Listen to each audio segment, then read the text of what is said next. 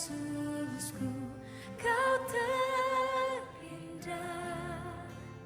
Selamanya ku menyembahmu, ku membawa hidupku. Inilah persembahanku untuk Yesusku yang terindah. Selamanya ku menyembahmu, Yesus.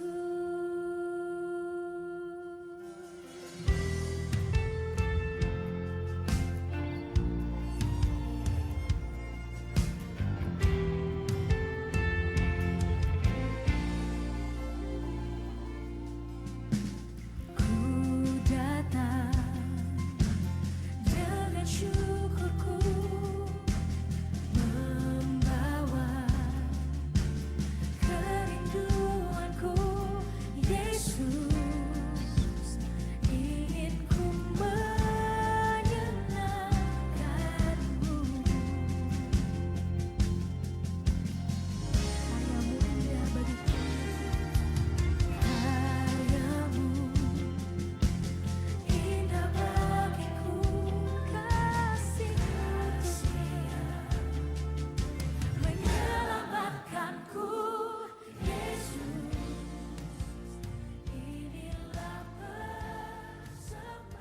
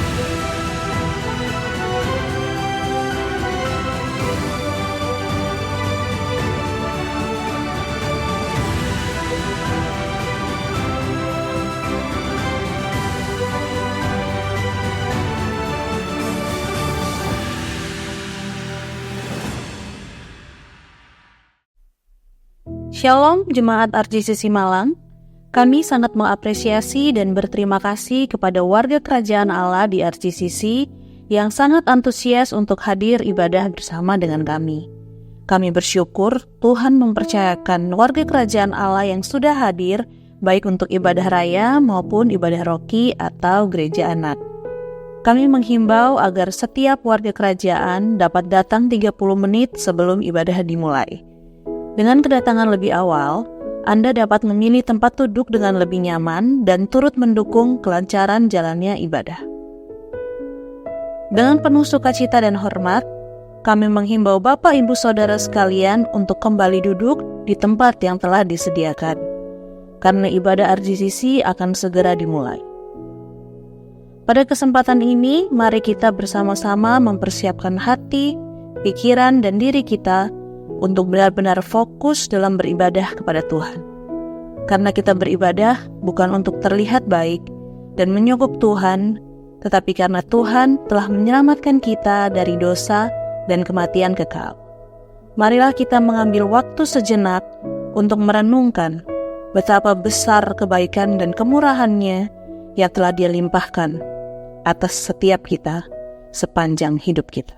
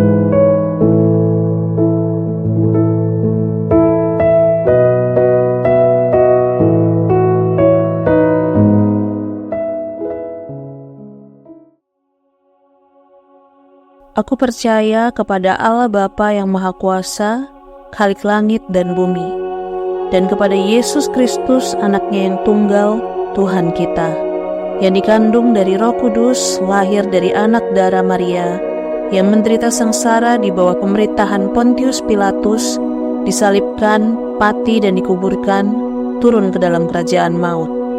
Pada hari yang ketiga, bangkit pula dari antara orang mati, naik ke surga, duduk di sebelah kanan Allah Bapa yang Maha Kuasa. Dan dari sana Ia akan datang untuk menghakimi orang yang hidup dan yang mati. Aku percaya kepada Roh Kudus, gereja yang kudus dan am, persekutuan orang kudus, pengampunan dosa, kebangkitan tubuh, dan hidup yang kekal. Amin. Shalom RGCC. Sekali lagi Shalom RGCC. Puji nama Tuhan, kita boleh ada di tempat ini untuk sama-sama beribadah. Kami undang Bapak Ibu Saudara semuanya, mari kita bangkit berdiri. Kita mau membaca satu ayat saja dari Matius 11 ayat 28. Ini ayat yang sangat familiar dan pasti kita sukai. Mari kita baca bersama, 1, 2, 3. Marilah kepadaku semua yang letih lesu dan berbeban berat, aku akan memberi kelegaan kepadamu. Dari ayat yang kita baca ini, bukankah betapa lembutnya ajakan Sang Juru Selamat untuk memanggil setiap kita yang dahulunya kita adalah musuh Allah. Oleh karena pengejaran-pengejaran kita sebelum kita ditebus, kita adalah musuh Allah. Tetapi saat di kayu salib, saat Dia menyerahkan dirinya, Dia berkata kepada setiap kita, marilah datang kepadaku, hai orang-orang yang letih lesu dan berbeban berat, aku akan memberikan kelegaan bagimu. Bukankah itu suatu sukacita yang besar buat kita? Kita yang tadinya musuh Allah, oleh karena karya penebusannya, kita dibebaskan, kita menjadi umat kesayangannya, menjadi umat pilihannya. Dan hal itu, biarlah itu menjadi pemikat hati kita untuk kita terus memandang salib Kristus. Apa yang sedang kita lakukan di tempat ini bukan lagi sekedar rutinitas, bukan lagi sekedar ritual belaka sebagai orang Kristen, tetapi biarlah kita hari ini, karena kita, hati kita yang telah terpikat oleh penebusan Kristus di kayu salib dan oleh karena kuasa kebangkitannya, sehingga hari ini kita tidak lagi tinggal di dalam keputusasaan kita karena dosa-dosa yang telah kita lakukan, tetapi kita bersuka cita karena kita sedang dipakaikan pakaian baru oleh Sang Raja itu untuk berpesta bersama-sama dengan Dia yang membenarkan kita. Bukan karena kebenaran kita, bukan karena kebaikan kita, kita beribadah, bukan karena kita untuk menyogok Dia, untuk Dia memberkati kita. Tapi Dia yang terlebih dahulu memberkati kita, Dia yang terlebih dahulu baik buat setiap kita. Maka dari itu kita dapat memandang kemuliaannya, menghadap tahta kasih karunia-Nya, sujud di hadapan tahtanya, menaklukkan seluruh kehidupan kita di hadapan Bapa. Untuk itu mari RGCC kita fokuskan hati dan pikiran kita. Kita memandang salib Kristus, biarlah hati dan pikiran kita terpikat, terpesona 100% oleh karena Kristus yang telah mati dan bangkit buat kita. Mari kita sembah Tuhan kita.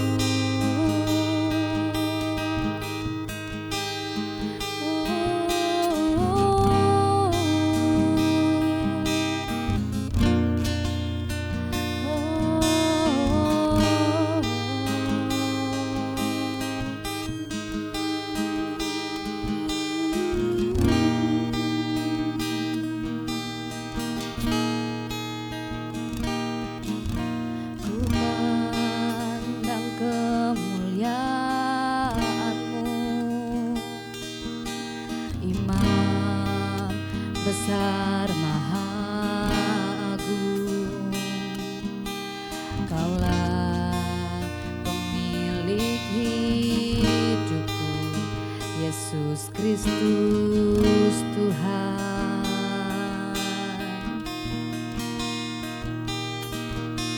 Sujud di depan tahtamu,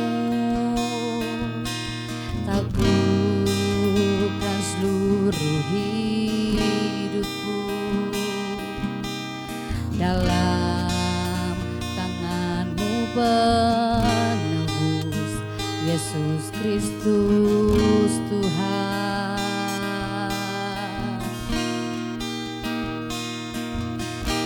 Tiada satu pun yang luput dari karya kasih-Mu yang mulia.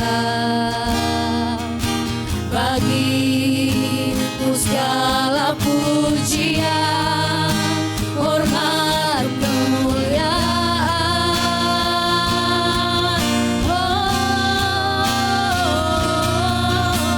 Engkau Tuhan ku tinggikan, yang bangkit dan menang, Yesus Kristus Tuhan. Raja mulia dan luhur, berkorban bagiku.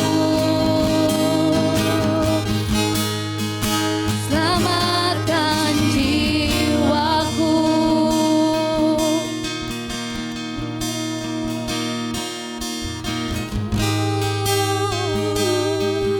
Kami pandang kemuliaan-Mu, ku pandang kemuliaan-Mu. Imam besar maha agung, Kaulah pemilik hidupku, Yesus Kristus Tuhan. Kami sujud di hadapan-Mu, sujud di depan tahta-Mu,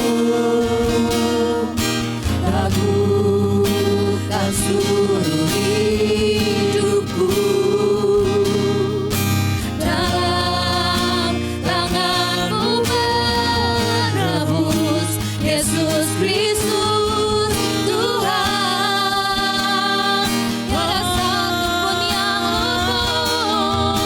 Tiada satu pun yang luput dari karya kasih-Mu yang mulia. Bagi-Mu segala pujian, hormat, kemuliaan.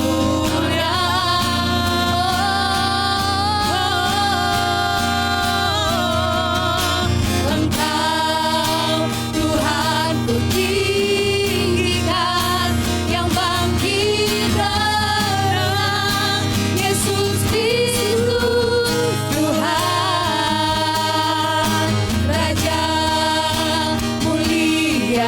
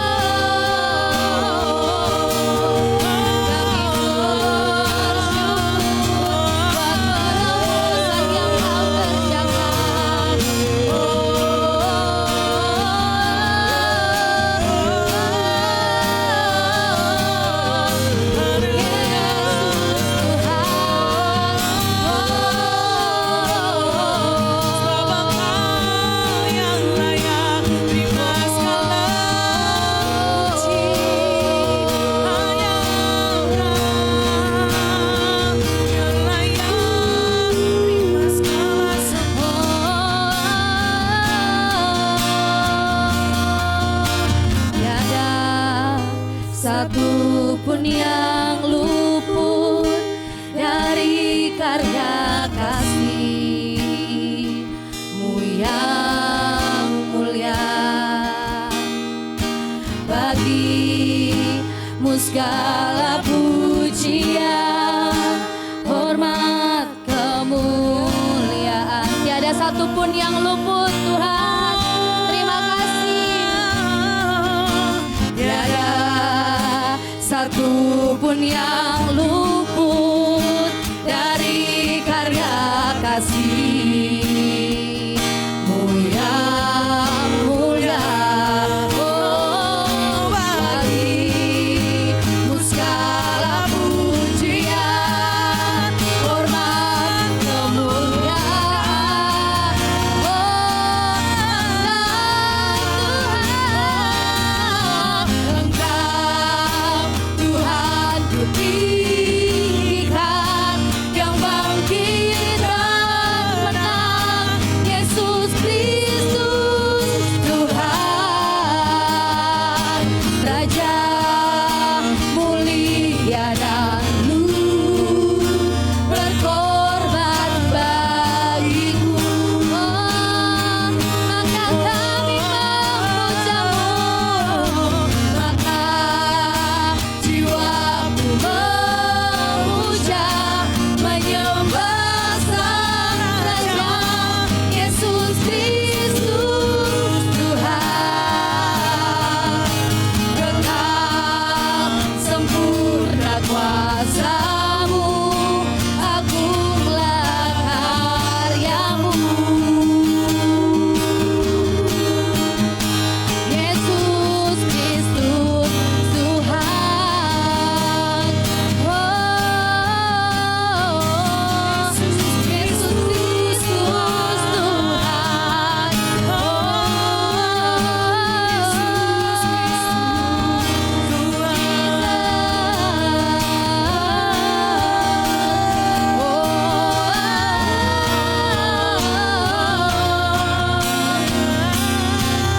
Segala pujian bagi-Mu Tuhan, segala hormat bagi-Mu Tuhan.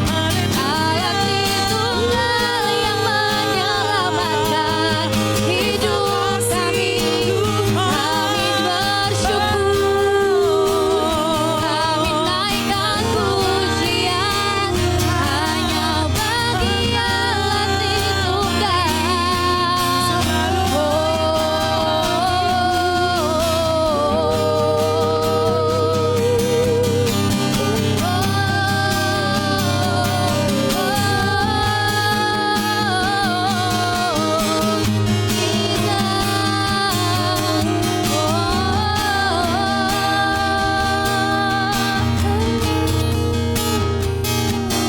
Mari semua umat pilihan Tuhan, umat yang telah ditebus, mari kita nyanyi, kita bersorak bagi Dia, Raja Kristus yang telah menyelamatkan kita.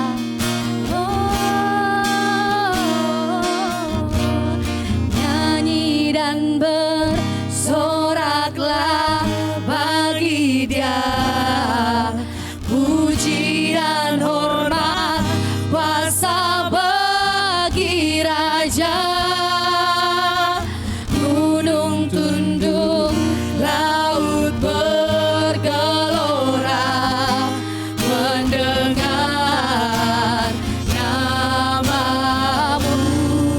Oh, ku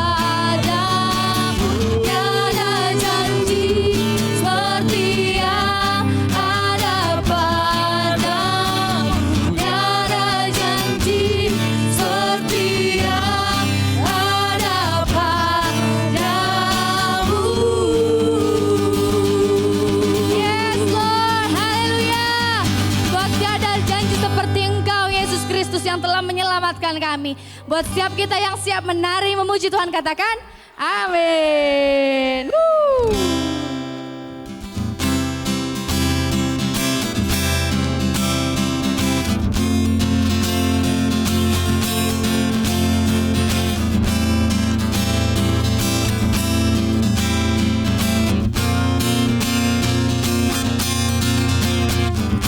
Kami yang telah ditebus dengan darah yang kudus, mengangkat pujian bagimu. Kami baik kudusmu sebagai bukti karyamu, nyatakan kau besar dan hidup.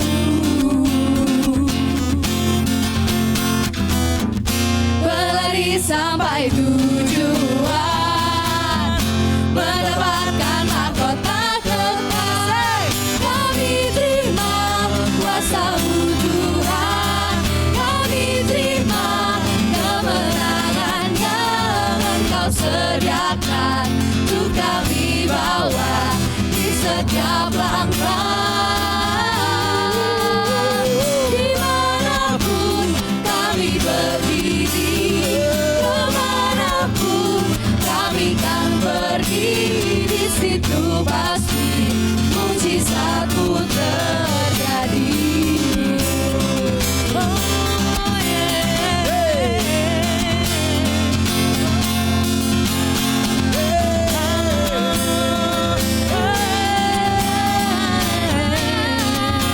Oh, mari katakan umat yang ditebus. Kami yang telah ditebus dengan darah yang kudus, mengangkat pujian bagimu.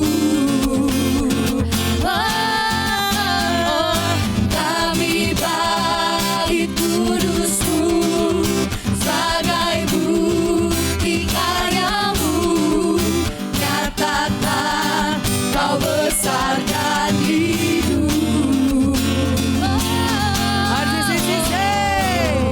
Berlari sampai tujuan, mendapatkan mahkota kekal. Kami terima kuasa-Mu Tuhan, kami terima kemenangan yang Engkau sediakan untuk kami bawa di setiap langkah.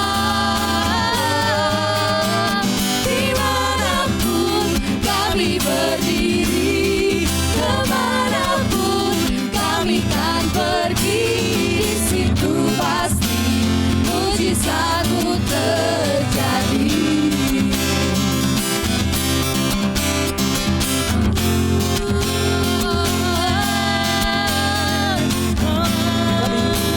Kuasa-Mu Tuhan, kami terima kuasa-Mu. Once more.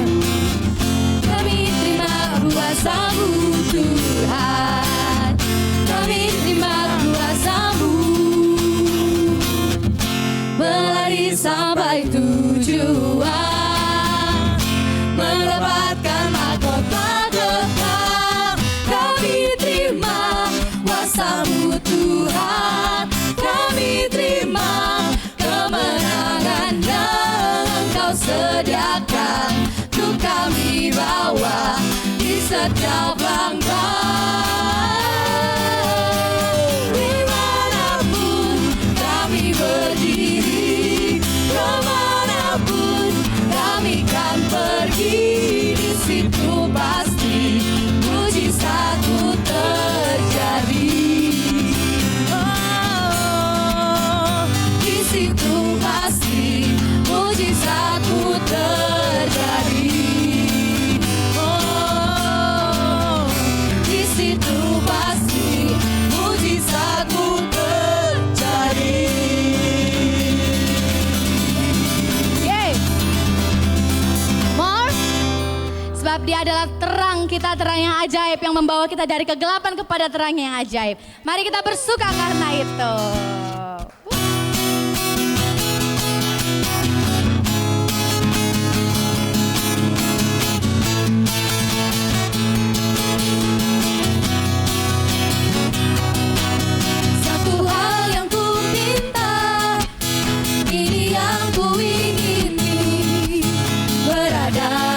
dekatmu, saksikan kemurahan-Mu. Satu hal yang ku tahu, ini yang ku ingini, menikmati kasih di dalam anugerah-Mu. Tuhan adalah terangku, penuntun hidupku. Kau buatku hidup di dalam rencana-Mu. Dadaku takut, tiada ku gentar, bersama denganmu yang aku percaya.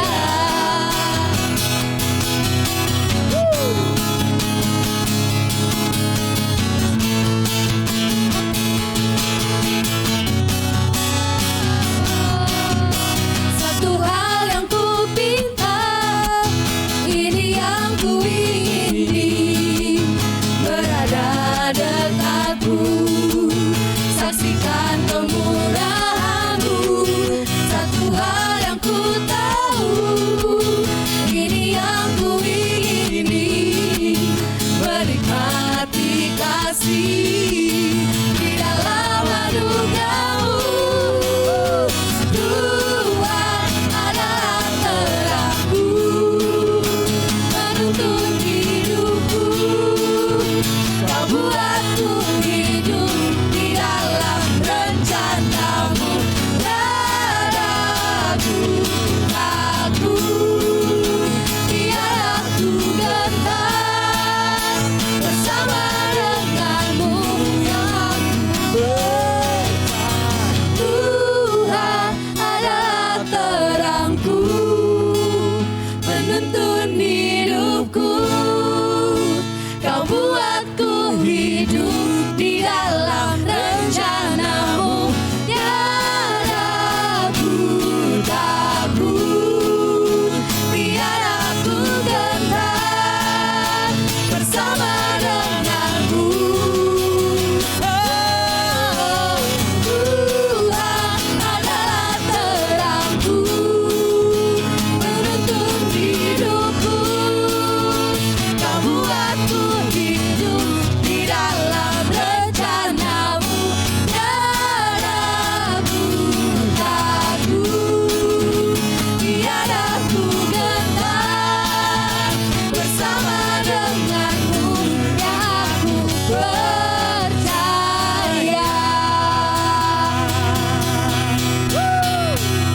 Oke, mari kita undang adik-adik Rocky, Bapak Ibu tetap berdiri. Kita mau memberkati anak-anak di tempat ini. Ayo, Febri. Ayo adik-adik Rocky, maju semua. Ayo cepat. Oke, kita akan berdoa sebelum ibadah Rocky, Bapak Ibu. Kita akan memberkati anak-anak kita. Kalau kita melihat anak-anak masih kecil-kecil, tapi ini bukan pelayanan kelas 2. Karena kita melihat visi, kita melihat 10-20 tahun lagi mereka menjadi pemimpin-pemimpin yang luar biasa. Amin. Adik-adik Rocky siap beribadah, are you ready? Adik-adik Rocky-nya banyak ya. Oke, kita berdoa, kita memberkati anak-anak di tempat ini. Kami mengucap syukur buat anak-anak di tempat ini Tuhan. Mereka generasi penerus Tuhan. Kami melihat visi, kami melihat 10-20 tahun lagi, 30 tahun lagi mereka bangkit menjadi pemimpin-pemimpin. Tuhan mempersiapkan mulai dari hari ini Tuhan. Mereka menjadi anak-anak yang takut akan Engkau. Mereka ditabur oleh benih firman-Mu Tuhan. Mereka boleh melihat kebaikan Kristus dalam kehidupan mereka. Melalui karya salib Tuhan. Mereka boleh terpesona. Hati mereka diubahkan. Hidup mereka diubahkan. Mereka boleh terus menggenapi setiap rencana Tuhan yang dalam kehidupan mereka. Kami memberkati ibadah Rocky hari ini Tuhan. Mereka menjadi anak-anak yang terus Tuhan hidupnya, hatinya, pikirannya.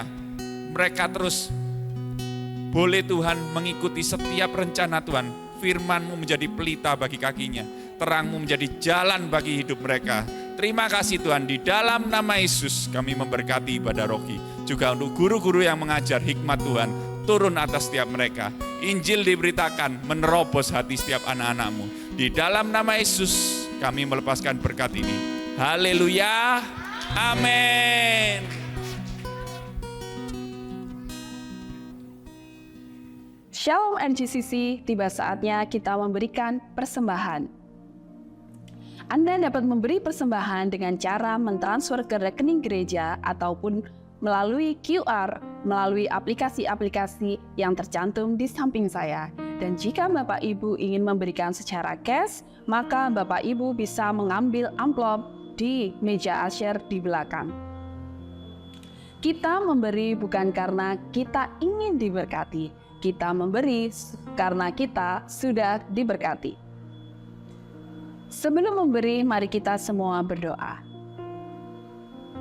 Bapa, kami sungguh mengucap syukur atas setiap berkat anugerah yang telah Tuhan berikan. Kami mengucap syukur karena pengorbanan-Mu di kayu salib sudah menebus dosa kami. Kami mengucap syukur juga pada kesempatan kali ini kami diizinkan untuk mengumpulkan persembahan. Kami berdoa persembahan yang kami kumpulkan dapat menjadi berkat untuk pelayanan di tempat ini, untuk mendukung pelayanan gereja di tempat ini juga. Dan kami percaya bahwa Engkau Tuhan yang memberkati setiap kami dengan berlimpah-limpah dan menjadikan kami perpanjangan tangan-Mu. Di dalam nama Tuhan Yesus kami sudah berdoa. Amin. Kami menyambut Bapak, Ibu, Saudara yang baru pertama kali hadir di tempat ini. Selamat datang di RGCC, Rock Generation Community Church. Di tempat ini kami memiliki hashtag Home for the Imperfectness, di mana ini adalah rumah bagi orang-orang yang tidak sempurna, yang mau berubah dan berbuah bersama-sama untuk memuliakan Tuhan, diperlengkapi sebagai seorang pemimpin, serta memperluas kerajaan Allah di dalam kasih karunia Bapa melalui pertolongan Roh Kudus dan melalui Injil Yesus Kristus. Mari kita bersama-sama beribadah dan bertumbuh di tempat ini. Tuhan memberkati.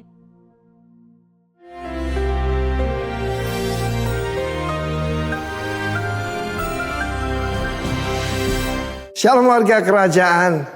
Saya di dalam beberapa saat ini membagikan tentang bagaimana Yesus menerobos batas, mendobrak tradisi yang tidak baik untuk masuk ke daerah Samaria. Dan dia sampai ke kota Sikhar itu, dan di situ dia bertemu dengan seorang perempuan yang kita kenal dengan Samaritan Woman. Dan bagaimana dengan penuh simpatik Yesus menyapa dia. Jangan lupa salah satu julukan daripada sang penerobos ini is the friend of the sinner. Apa bayangan saudara kalau saudara harus membina seorang yang senikah 5 kali dan dalam keadaan kumpul kebo, dan seluruh masyarakat membuang, mengejek, melecehkan dia. Tetapi Yesus berkata, berilah aku minum. Saudara, orang Farisi atau imam-imam tidak akan berbicara pada wanita ini, karena mereka mengira mereka akan terkena dampak imoralitas ataupun kekotoran dari wanita ini. Tapi Yesus justru, saudaraku, justru menjamah wanita ini dengan kasihnya, dengan pengertiannya. Dan saudara tahu apa yang terjadi? Wanita ini menjadi orang percaya. Ketika dia bertanya, nanti kalau Mesias yang disebut Kristus itu datang, dia akan menceritakan segala sesuatu dan menerangkan kepada kami. Dengan tersenyum Yesus berkata, I am he that speaking to you. Akulah dia yang sedang berkata-kata dengan engkau. Dan saat itu saudaraku, dia menaruh buyungnya. Ya, saudara tahu, Nomaim Lochaim, Lomaim Lochaim artinya tidak ada air, tidak ada kehidupan. Dia sudah mendapat yang lebih indah, yaitu mata air dalam dirinya karena percaya pada Kristus. Ketika dia sampai di kota yang dia hindari, karena semua orang melecehkan, meludah, melihat dia dan sebagainya, dia beritakan tentang Yesus. She's a new creature in Christ. Dan apa yang terjadi, saudaraku? Catatan sejarah gereja mengatakan wanita ini namanya Santa Poltini. Bukan cuma satu kota. Dia adalah sisa real agent of change. Lalu kemudian saudaraku, 5 saudarinya bertobat. Dia dari 5 pernikahan itu ada 2 putra dan 5 putri. Dan semuanya menjadi missionary. Jadi apa anak-anak kita? Semuanya pemberita kabar baik. Dan dia menerobos pergi ke Mesir. Orang Samaria pergi ke Mesir. Wanita pula. Dan di Alexandria banyak jiwa dimenangkan, termasuk orang-orang Rom. Yang satu berkuasa atas Mesir. Dan berita itu sampai kepada Kaisar Nero. Dan dia dibawa ke sana. Pertama-tama saudaraku, untuk membujuk dia, putri pada Nero diutus untuk memberikan hadiah yang sangat besar. Iblis itu begitu. Kalau bisa menghalangi, dia mau menyogok saudara, untuk menyangkal imannya. Tetapi apa terjadi? Putri Nero bertobat. Dia menjadi Santa Domnina. Saudara, gereja Ortodoks masih memperingati Santa Potini ini. Potini akhirnya jadi martir bersama 2 putra, 5 saudari, dan 5 yaitu 5 putrinya. Dan tetapi mereka memberikan dampak yang luar biasa. Speaking about transformation, agent of change, dialah wanita ini. Tuhan masih sama mengangkat orang hina dari dalam lumpur, orang miskin dari dalam debu, dan mendudukkannya bersama para bangsawan daripada bangsanya. Saudara yang kasih Tuhan, Tuhan bisa merubah frustrasi jadi prestasi. Dan ini terjadi dalam kehidupan seorang penerobos bernama Santa Potini. God bless you, kiranya yang saya sampaikan menginspirasi kita. Apapun yang pernah terjadi in the past tidak menentukan our future. God bless you, warga kerajaan. Haleluya. Amin. Mari kita siapkan hati dan pikiran kita. Kita akan menerima kebenaran firman Tuhan. Tapi biarlah melalui lagu ini kita diingatkan bahwa apa yang kita terima kalau hari ini kita bisa mendengarkan Injil Kerajaan Kristus, itu bukan karena kita yang hebat, bukan karena kita yang keren bisa datang ke gereja, tapi karena Kristus yang ada di dalam kita melalui Roh Kudus yang menggerakkan hati kita untuk menerima berita Injil itu. Mari kita nyanyikan lagu ini. What gift of grace is Jesus my Redeemer? There is no more for heaven now to give. He is my joy, my righteousness and freedom, my steadfast love, my deep and boundless peace. To this I hold, my hope is only Jesus. For my life is wholly bound to His. Oh, how strange and divine, I can sing all is mine, yet not I, but through Christ in me.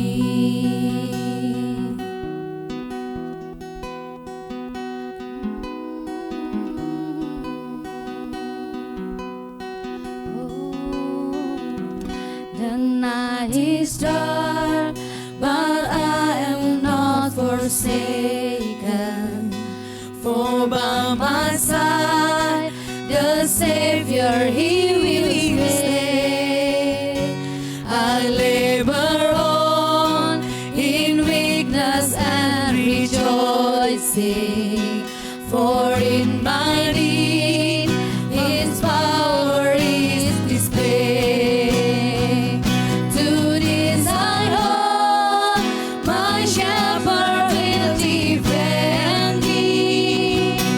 Through the deepest valley He will lead.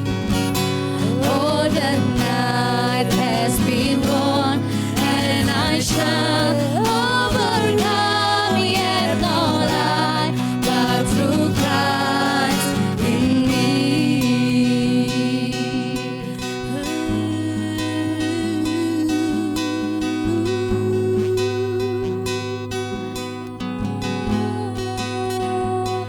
No faith I tread, I know I am forgiven.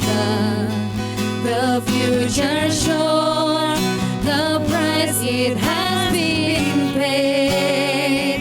For Jesus bled and suffered for my pardon, and He was raised to overthrow the grave. To this I hope,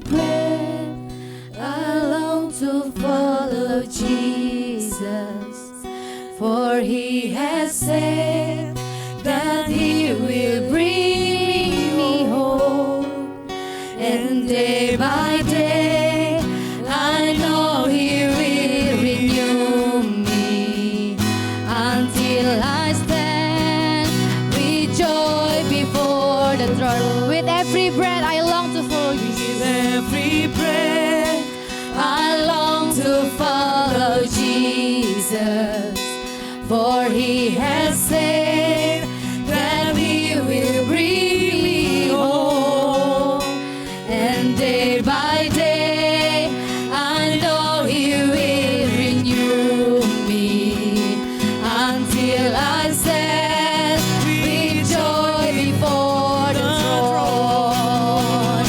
To this I hold, my hope is only Jesus. All the glory evermore to Him.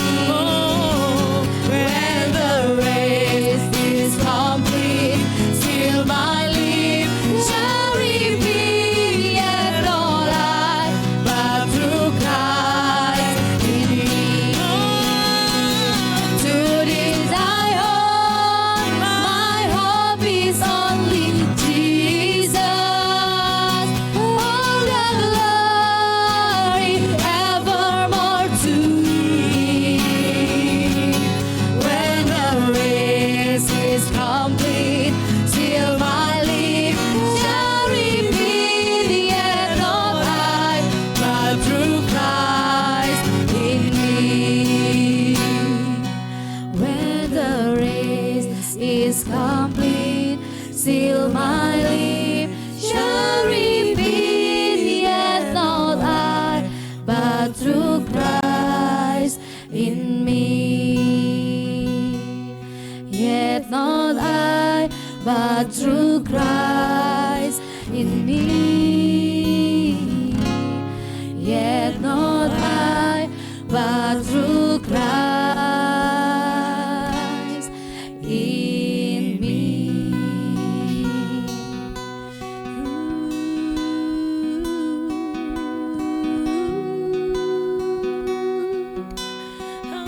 Mari jemaat Tuhan, kita teduhkan hati kita. Mari kita ambil waktu sejenak untuk kita bertobat, untuk kita merecek hati kita, memeriksa hati kita. Demikianlah firman Tuhan. Sebab itu ingatlah betapa dalamnya engkau telah jatuh. Bertobatlah dan lakukan lagi apa yang semula engkau lakukan. Jika tidak demikian, aku akan datang kepadamu dan aku akan mengambil kaki dianmu dari tempatnya, jikalau engkau tidak bertobat. Hari ini Tuhan, sebelum kami mendengarkan firman-Mu, kami datang kepadamu dengan kerendahan hati kami. Kami mohon ampun kepadamu. Biarlah apa yang kami lakukan sepanjang minggu ini yang tidak berkenan kepadamu. Kadang kami melepaskan harapan kami yang sejati di dalam Tuhan, dan kami mengejar harapan yang lain di luar Tuhan. Tanpa sadar kami melakukannya Tuhan, atau bahkan dengan sadar kami melakukannya. Kami mencari kepuasan, kami mencari kesejahteraan, kami mencari kedamaian di luar Tuhan. Padahal hanya Engkau saja Tuhan yang menjadi tempat untuk kami memperoleh kekuatan, sukacita, damai sejahtera, segalanya di dalam Tuhan. Kami tahu itu, tetapi kadang-kala kami tidak menyadarinya. Kadang-kala dunia ini mendistrak kami Tuhan, sehingga kami lari meninggalkan kasih-Mu yang sejati itu. Dan biarlah hari ini kami datang kepadamu dengan kerendahan hati kami Tuhan. Biarlah Roh Kudus-Mu menyucikan, darah-Mu menyucikan kami, Roh Kudus-Mu memberikan penghiburan kepada kami. Dan hati kami menjadi tanah hati yang lembut dan siap ditabur oleh firman-Mu Tuhan. Dan biarlah berita anugerah yang akan disampaikan hari ini membebaskan kami, memulihkan kami, membangkitkan kami kembali untuk kami dipakai untuk alat kemuliaan nama-Mu. Di dalam nama Tuhan Yesus Kristus, terima kasih buat pengampunan-Mu Tuhan. Kami mengucap syukur, kami berdoa. Haleluya. Amin. Silakan duduk Bapak Ibu Saudara yang dikasihi oleh Tuhan. Nah, minggu ini kita akan dilayani oleh baru pertama kali hadir di tempat ini untuk memberkati gereja Tuhan di tempat ini. Selanjutnya nanti biar beliaunya sendiri yang akan memperkenalkan diri ya. Kita akan sambut, tidak usah lama-lama lagi, kita akan menerima berita anugerah dari Pastor Anthony Pribudi.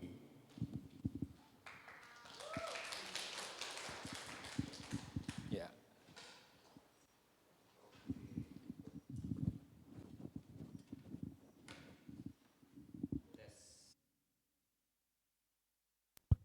Oke, sebelum kita sama-sama belajar firman Tuhan, mari kita sama-sama sekali lagi yuk kita berdoa sekali lagi. Bapa, sekali lagi kami menghadap kehadirat-Mu dengan hati yang penuh ucapan syukur. Kami sepenuhnya sadar bahwa kalau kami ada di tempat ini pada pagi hari ini semua hanya karena anugerah Tuhan. Kemurahan Tuhan, kalau bukan Engkau yang begitu setia dan bermurah hati, gak mungkin kami ada di tempat ini hari ini untuk melayani, memuji, menyembah Engkau. Bila sebentar lagi kami akan mendengar firman-Mu, biarlah hati kami sadar bahwa kami sangat perlu firman-Mu, bahwa firman-Mu itulah yang memberikan kami hidup, firman-Mu itu yang menolong kami, menyelamatkan kami. Oleh sebab itu urapi hati, pikiran dan telinga kami, supaya kami bisa dengan segala kerendahan hati kami menerima firman-Mu dan berusaha dengan segala kekuatan kami untuk kami bisa mempercayainya, menaatinya dalam kehidupan kami, menghidupinya Tuhan. Juga kami mohon pada pagi hari ini, biarlah Engkau juga yang mengurapi hamba-Mu. Hamba-Mu adalah bejana tanah liat yang penuh dengan kelemahan dan keterbatasan, tapi kami percaya Engkau yang gak terbatas. Jadi biarlah pagi hari ini semuanya hanya tentang Engkau. Biarlah firman-Mu sendiri itu yang berbicara kepada jemaat di RGCC Malang, dan biarlah kemuliaan-Mu yang bersinar terang di hadapan gereja-Mu pada pagi hari ini. Murnikan hati kami, berbicaralah kepada setiap hati kami. Semua jemaat Tuhan yang siap untuk mendengarkan firman Tuhan, sama-sama katakan amin, amin. Oke, ini ternyata benar nih kok. Sorry, aku merosot. Terima kasih. Kemarin tuh tiba-tiba saya ada sedikit kendala sama iPad saya, saudara ya. Jadi hari ini saya terpaksa manual ya. Balik ke kertas lagi ya. Semalaman saya harus nulis ini ya, kertas. Oke, shalom. Apa kabar semuanya, Jemaat Malang? Saya koreksi sedikit, kayaknya ini bukan saya pertama kali secara fisik di sini. Tapi saya ingat kita pernah ibadah online bersama-sama ya, kalau nggak salah waktu itu ya, beberapa tahun yang lalu ada waktu COVID gitu ya. Jadi pertama-tama harapan saya semoga yang aslinya lebih bagus daripada yang online-nya, saudara ya. Karena kita tinggal di sebuah zaman tuh yang kadang orang itu di sosial media kelihatan lebih bagus daripada aslinya gitu saudara ya. Oke, dan pertama-tama saya ucapkan terima kasih ya, yang banyak buat Ko David, Ko Alex dan semua tim pastoral dan leader di tempat ini. Sebuah kehormatan yang sangat besar untuk saya ada di tempat ini, untuk melayani pada pagi hari ini.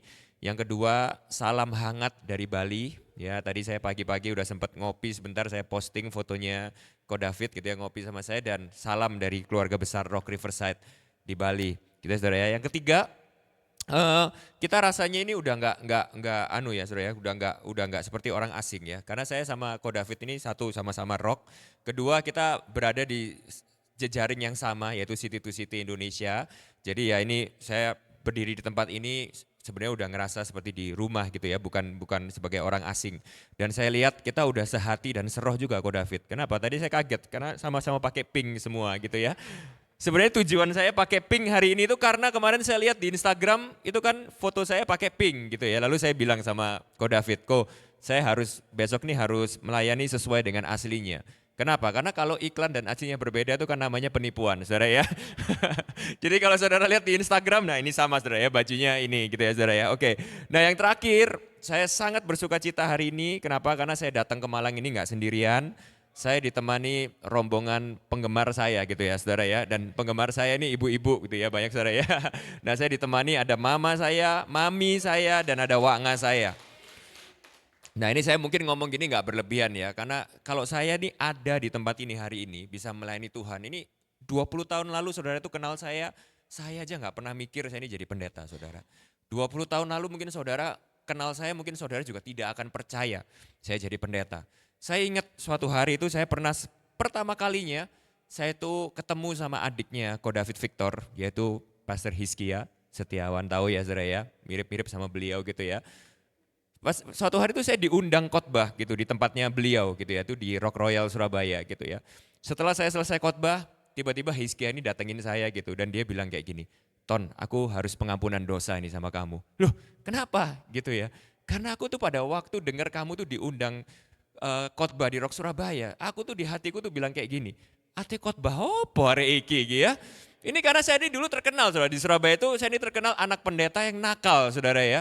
Jadi ada beberapa orang tua di Surabaya itu bilang sama anaknya, kamu jangan gaul sama anaknya Ci Inge sama Pak Dani itu ya, jangan jadi sampai kayak dia gitu ya. Nah kalau saya ada di tempat ini hari ini khususnya yang terutama itu karena doa mami saya saudara ya. 20 tahun yang lalu mami saya tuh nangis cuman punya anak satu saudara, saya anak tunggal. Tapi bedanya kalau anak Yesus Kristus itu anak tunggal Allah yang diserahkan saudara ya. Saya ini anak tunggal yang cuma punya satu, nakalnya luar biasa gitu ya. Jadi mami saya tuh nangis doa sama Tuhan dan hari ini kalau saya bisa berdiri di sini, melayani di sini itu salah satunya karena Tuhan menjawab doa mami saya. Jadi kalau ada mama-mama di tempat ini, encouragement yang pertama jangan pernah berhenti berdoa buat anak-anak kita. Saya setuju sekali tadi sama Ko Alex gitu ya bahwa Rocky itu bukan pelayanan kelas 2 saudara ya. Kita nggak akan pernah tahu apa yang kita tabur di dalam diri anak-anak ini 10-20 tahun yang lagi Tuhan bisa pakai mereka secara luar biasa. Amin. Nah, saya hari ini akan membawakan sebuah perenungan firman Tuhan yang saya kasih judul Medical Check Up, saudara. Kemarin lucu waktu di sosial media itu saya repost kan khotbahnya di RGCC, karena nggak ditulis khotbah atau judul Alkitabnya, cuman medical check up gitu saudara. Ada teman saya di Instagram yang tanya gitu saudara, wah kok kamu sekarang kerja apa kok medical check up sampai ke Malang gitu ya. Nah ini saudara ya gagal paham gitu ya saudara ya. Nah kenapa kok khotbah saya hari ini saya kasih judul medical check up saudara ya. Nah saya pengen tanya sama saudara. Apa yang muncul di pikiran saudara pada waktu saudara itu dengar kata medical check up saudara? Siapa di sini suka secara rutin medical check up? Tes kesehatan yang secara rutin. Wah kelihatan, kalau Ko Alex kelihatan. Dari badannya kayaknya sangat menjaga kesehatan. Jadi coba saya tanya sama Ko Alex, kenapa kita medical check up kok?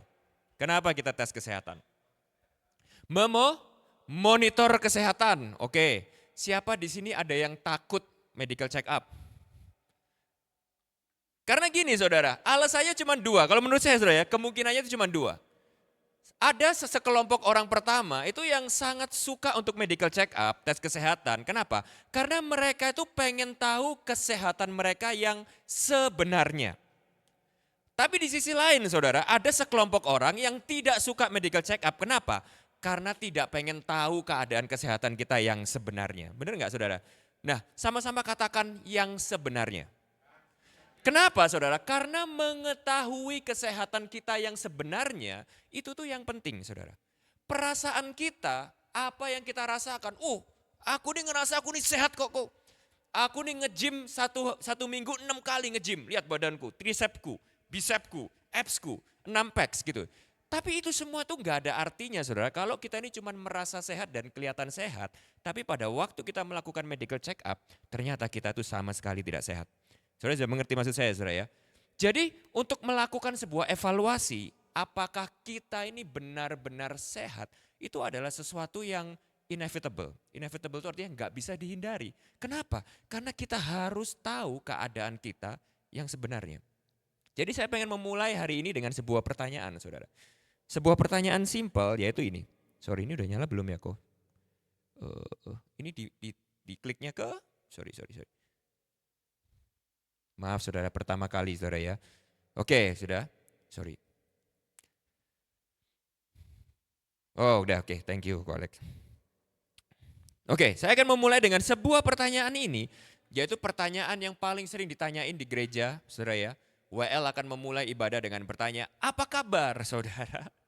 Bagaimana keadaan kita hari ini? Dan biasa orang di gereja jawabnya, luar biasa. Tapi saya pengen hari ini saya benar-benar tanya pertanyaan ini kepada saudara.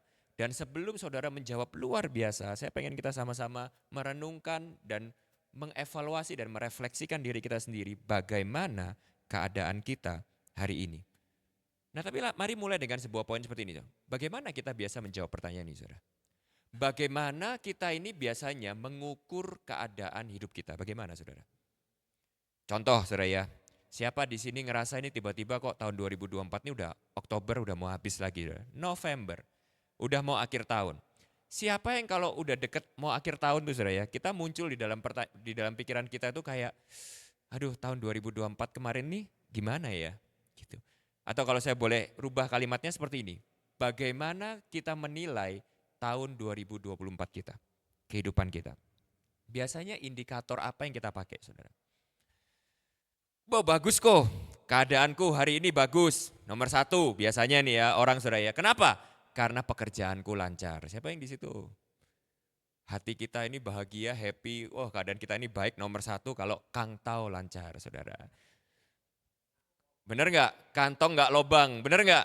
Kita lihat ke rekening bank kita masih aman sampai tahun depan. Aman. Maka waktu ditanya WL apa kabar? Kita jawabnya luar biasa. Bener nggak? Atau yang kedua, siapa di sini yang ngukur mungkin ini lebih rohani sedikit saudara ya. Karena aku sehat kok, dikasih kesehatan. Karena kesehatan itu adalah berkat yang paling penting di dalam kehidupan ini. Siapa yang mungkin gitu ngerasa kesehatan? Enggak sakit, enggak apa, hidupku baik-baik saja. Atau yang ketiga mungkin yang lebih rohani lagi saudara. Keluargaku baik-baik saja. Aku punya istri, anak-anakku ada di Rocky, anak-anakku melayani Tuhan, kehidupanku baik-baik saja. Nah ini semua adalah indikator-indikator yang baik ya saudara ya. Tapi hari ini saya pengen ngajak kita semua untuk merenungkan sebuah pertanyaan ini. Apakah indikator-indikator yang kita pakai untuk menilai kehidupan kita itu sama dengan yang Tuhan pakai dalam menilai kehidupan kita? Atau dengan kata lain kalau saya boleh rubah kalimatnya seperti ini. Apakah kehidupan yang kita nilai baik itu pasti baik di mata Tuhan? Itu yang akan kita renungkan hari ini. Nah kita akan sama-sama belajar dari gereja di Efesus saudara ya. Kenapa? Karena ini penting saudara. Kalau saudara baca Alkitab ya, maka salah satu hal terpenting yang harus kita sadari. Dan ini adalah salah satu warning yang paling sering dan paling penting diajarkan di Alkitab. Yaitu adalah gini, seringkali Tuhan itu memiliki tolak ukur atau indikator atau cara menilai kehidupan kita itu yang berbeda dari cara kita menilai. Belum tentu apa yang kita lihat baik, itu ternyata baik di mata Tuhan. Belum tentu segala sesuatu yang sehat menurut kita, itu belum tentu sehat di mata Tuhan. Sehingga saya percaya, saudara, salah satu pertanyaan yang paling penting yang harus paling sering kita tanyakan di dalam hidup kita ini adalah ini, saudara. Apakah hari ini hidup kita itu sehat dan baik di mata Tuhan? Bukan di mata kita sendiri. Nah kita akan sama-sama belajar dari gereja di Efesus saudara ya. Kita akan sama-sama baca Wahyu 2, 1-7 saudara ya. Nah Wahyu 2 ini kalau saudara baca di pembuka kitab Wahyu ya, itu berisi teguran atau surat yang isinya teguran saudara ya, kepada 7 gereja kalau saudara lihat ya. Nah saya pribadi, kami di gereja, itu saya sering encourage jemaat saya dan para leader di gereja itu hampir setiap tahun saudara ya, akhir tahun khususnya untuk membaca ini. Kenapa? Karena kita penting untuk setiap akhir tahun itu kita merefleksikan ulang, mengevaluasi kehidupan kita ulang, khususnya kehidupan rohani kita. Untuk sama-sama ngelihat bagaimana Tuhan itu menegur 7 gereja ini yang ada di kitab Wahyu ini. Dan kita pakai teguran itu untuk sebagai reflektif dan indikatif dalam kehidupan kita pribadi juga. Gitu ya. Nah kita akan baca hari ini yang salah satunya, yaitu surat kepada gereja di Efesus. Saya akan baca ayat yang ganjil, saudara bisa bantu saya baca ayat yang genap saudara? Oke siap ya, 1, 2, 3, Wahyu 2 ayat 1-7. Tuliskanlah kepada malaikat jemaat di Efesus, inilah firman dari Dia yang memegang ke-7 bintang itu di tangan kanannya dan berjalan di antara ke-7 kaki dian emas itu. Oke sebelum kita lanjut saya pengen sedikit aja saya beritahu kepada saudara konteksnya. Yang pertama saudara ya, siapa malaikat jemaat ini saudara ya? Banyak versi, banyak tafsiran saudara, tapi saya percaya dengan tafsiran bahwa malaikat jemaat ini itu mengarahkan kita kepada para gembala sidang. Pastors. Jadi apa yang kita renungkan hari ini, yang pertama kalau saudara biasa dengar khotbah itu utamanya itu untuk jemaat. Nah kali ini para jemaat bisa bersuka cita sedikit ya. Karena firman Tuhan hari ini nomor 1 terlebih dahulu itu reflektif buat para gembala dan para leaders dulu. Siapa para pastor dan leader di tempat ini? Ada gembala komsel, gembala sektor, para pemimpin. Nah ini buat kita, termasuk saya. Termasuk saya yang berdiri di sini ya. Jadi apa yang akan kita bahas hari ini itu adalah sebuah teguran penting akan tugas, peran dan keadaan seorang pastor dan gembala. Oke? Nah, lalu ketujuh bintang dan ketujuh kaki dian emas itu apa dong? Nah, tentu aja kita langsung tahu ya bahwa ketujuh bintang dan ketujuh kaki dian emas itu menggambarkan gereja, Saudara. Oke, kita baca ayat kedua sama-sama. 1, 2, 3. Baik jerih payahmu maupun ketekunanmu. Aku tahu bahwa engkau tidak sabar terhadap orang-orang jahat. Bahwa engkau telah mencobai mereka yang menyebut dirinya rasul. Tetapi yang sebenarnya tidak demikian. Bahwa engkau telah mendapati mereka pendusta.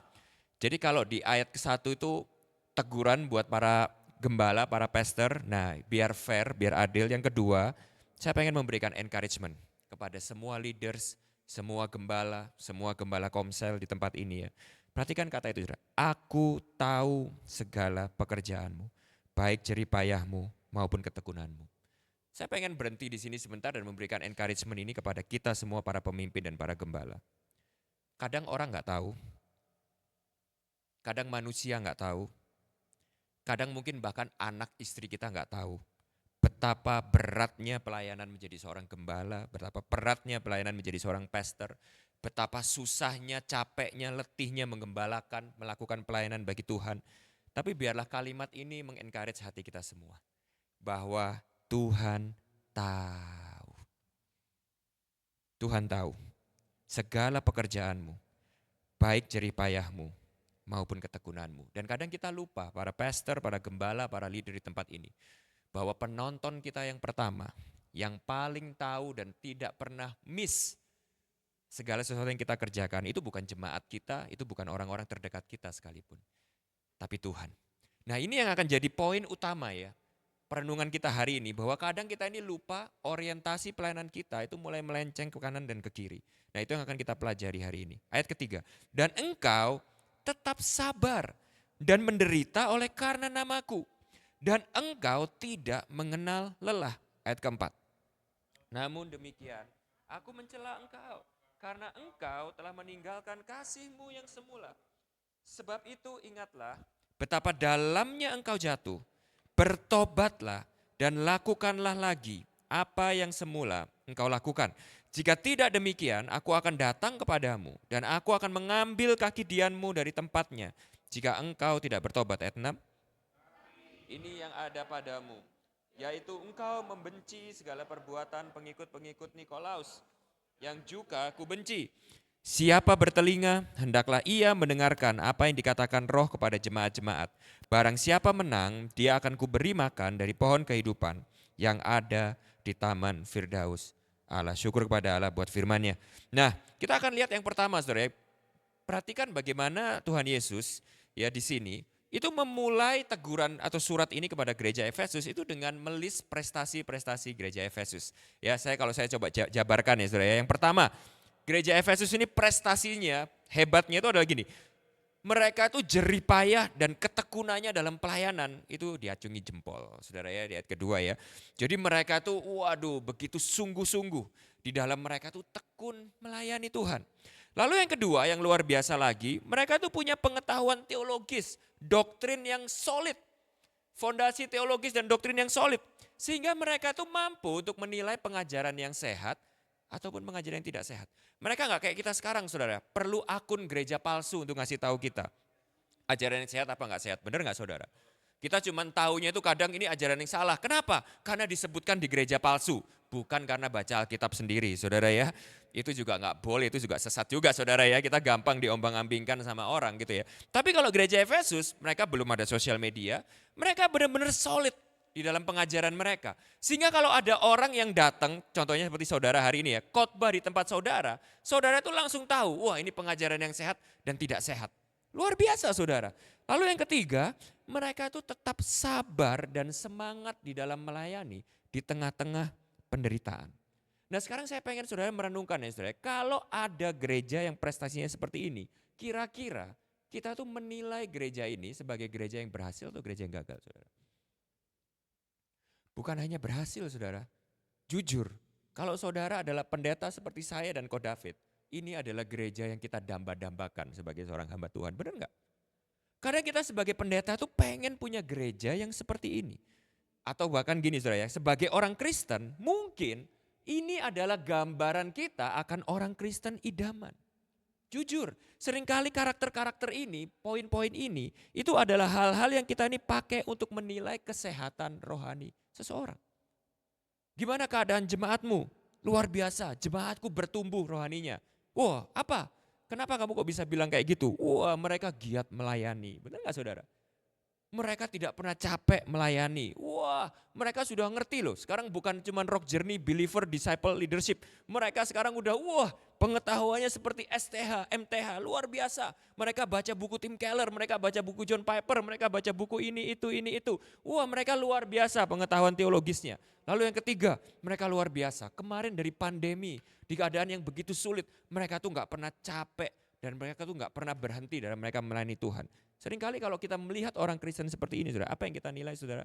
Mereka adalah orang Kristen yang rohani. Tapi hari ini kita belajar, saudara, bahwa kita bisa lihat di sini ya, dari teguran Tuhan Yesus kepada jemaat di Efesus, bahwa hal-hal yang baik ini semua, saya nggak bilang hal ini hal yang buruk. Saya nggak bilang saudara tidak boleh mengejar hal-hal ini ya saudara, ya itu langsung kebalik ya saudara, bukan. Tapi kita bisa lihat di sini bahwa ternyata hal-hal yang baik sekalipun ini, itu semua bukan jaminan utama kesehatan rohani kita. Ada satu hal yang sangat penting, namun seringkali justru gereja itu sering lupakan, atau bahkan orang Kristen itu sering lupakan, atau bahkan mungkin kita nggak pernah pikirkan sama sekali, kita nggak anggap penting, yaitu apa saudara? Keadaan hati kita. Inilah bahayanya. Kenapa kalau gereja itu fokus hanya kepada hal-hal praktikal saja? Kenapa? Karena kita mesti tahu, kalau saudara baca Alkitab, saudara, bukannya hal-hal praktikal itu nggak bagus, saudara. Tapi ada satu hal yang lebih esensi dan lebih mendasar daripada itu, yang Tuhan itu nilai dan inginkan di dalam hati kita, yaitu bukan hanya yang praktikal saja, tetapi keadaan hati kita saat kita melakukan semuanya itu. Jadi ukuran orang Kristen yang rohani, ukuran orang Kristen yang sehat di mata Tuhan, itu bukan hanya sekedar orang Kristen yang rajin berdoa, rajin baca Alkitab, rajin ngasih persembahan, rajin ngasih perpuluhan, rajin melayani, bukan saudara. Tapi ukuran kesehatan yang Tuhan mau dan Tuhan nilai dalam kehidupan kita adalah hati kita saat kita berdoa, hati kita saat kita baca Alkitab, hati kita saat kita ngasih persembahan, hati kita saat kita tadi nyanyi di sini. Mungkin kalau di mata orang lihat, nangis-nangis, loncat-loncat, luar biasa. Hati kita saat melakukan semuanya itu. Hati saya pada waktu saya khotbah di sini.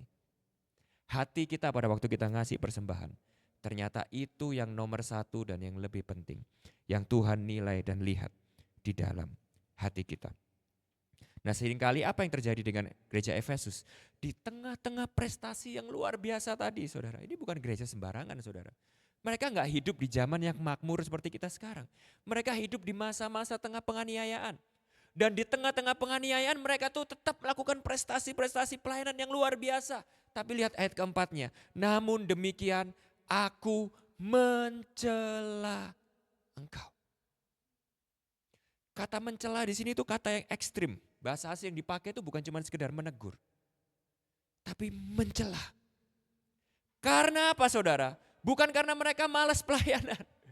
Bukan karena mereka nggak komsel lagi. Bukan karena mereka persembahannya turun. Bukan saudara, persembahannya naik saudara. Bukan karena mereka malas ikut kelas Alkitab lagi. Bukan, mereka justru rajin belajar. Tapi karena apa saudara? Engkau telah meninggalkan kasih-Mu yang semula. Sebab itu perhatikan baik-baik, ingatlah betapa dalamnya engkau telah jatuh. Ini menurut saya peringatan yang sangat mengerikan. Kenapa? Karena kalau saudara jadi jemaat di Efesus, mungkin saudara itu menilai diri saudara itu sedang naik tinggi. Tapi di saat yang sama penilaian Tuhan itu kebalikan dari kita. Kita kira kita ini sedang naik tinggi, kita nyanyi lagu, bagai Raja Wali. Wah, ku kan terbang tinggi, lihat nih Tuhan. Wah, pelayananku, ibadahku dan lain-lain. Tapi perhatikan baik-baik, di saat yang sama, Tuhan menilai betapa dalamnya engkau telah jatuh. Bertobatlah dan lakukanlah lagi apa yang semula engkau lakukan. Ini adalah peringatan yang sangat mengerikan. Yang pertama saudara, kita harus lihat ini baik-baik. Kita bisa mengira kita begitu berhasil di luar secara eksternal. Namun di saat yang sama kita jatuh begitu dalam di mata Tuhan. Ternyata melakukan hal-hal yang baik, pelayanan, ibadah, belajar dan lain-lain dan sebagainya. Dengan hati yang salah, itu bisa menjadi sebuah kejahatan yang besar di mata Tuhan.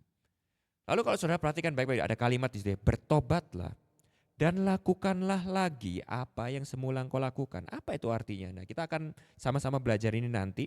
Tapi sekarang kita sama-sama jadi tahu saudara ya, satu poin penting yang kita harus pahami di sini. Kalau gitu saudara, ternyata saudara, definisi Alkitab tentang bertobat saudara ya. Ternyata pertobatan itu bukan hanya berubah perilaku atau tindakan yang di luar saja. Tapi ternyata pertobatan itu yang utama, itu bertobat dari sikap hati yang salah. Nah, ini harus jadi indikator pertumbuhan rohani dan kesehatan rohani kita yang nomor satu.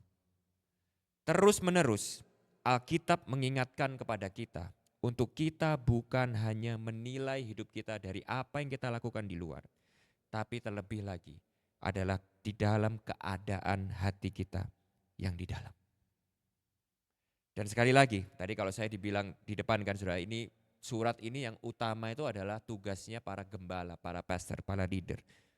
Pastors, leader, kita harus ingat bahwa ini adalah tujuan utama dari discipleship, pemuritan. Pemuritan itu bukan hanya membuat orang yang tadinya nggak mau pelayanan jadi pelayanan. Pemuritan itu bukan cuma sekedar jadi orang yang tadinya nggak mau ke gereja jadi ke gereja. Pemuritan itu bukan hanya ngajarin orang tentang bagaimana tahu Alkitab ini A sampai Z, tahu cara melayani. Tadinya nggak bisa main musik lalu jadi musik sekarang melayani Tuhan, bukan. Tapi nomor satu proses pemuritan dan discipleship itu adalah penggembalaan hati. Jadi sebuah pertanyaan yang paling penting di dalam pemuritan, di dalam komsel, di dalam discipleship itu adalah how is your heart? Bagaimana keadaan hati kita? Nah lalu mungkin ada di antara saudara yang saudara mungkin bilang seperti ini, loh kok bro, pastor, tapi bukannya perubahan perilaku itu juga penting. Bukannya yang praktikal itu juga penting. Benar saudara, tapi gini saudara, perubahan perilaku tanpa perubahan hati itu bisa aja terjadi. Namun biasanya itu sangat sementara dan berbahaya. Kenapa berbahaya saudara ya? Kenapa berbahaya? Karena tadi kita udah bahas. Karena kita bisa saja melakukan hal-hal rohani yang begitu kelihatan begitu baik di luar, tapi dengan hati yang keliru. Nanti kita akan bahas itu lebih dalam di berikutnya. Tapi yang pasti ini saudara, tapi kalau perubahan hati, pada waktu orang itu benar-benar mengalami perubahan hati yang sejati, maka perubahan hidup itu pasti akan mengikuti. Jadi dengan kata lain kalau saya boleh summary seperti ini saudara. Perubahan perilaku belum tentu terjadi karena perubahan hati.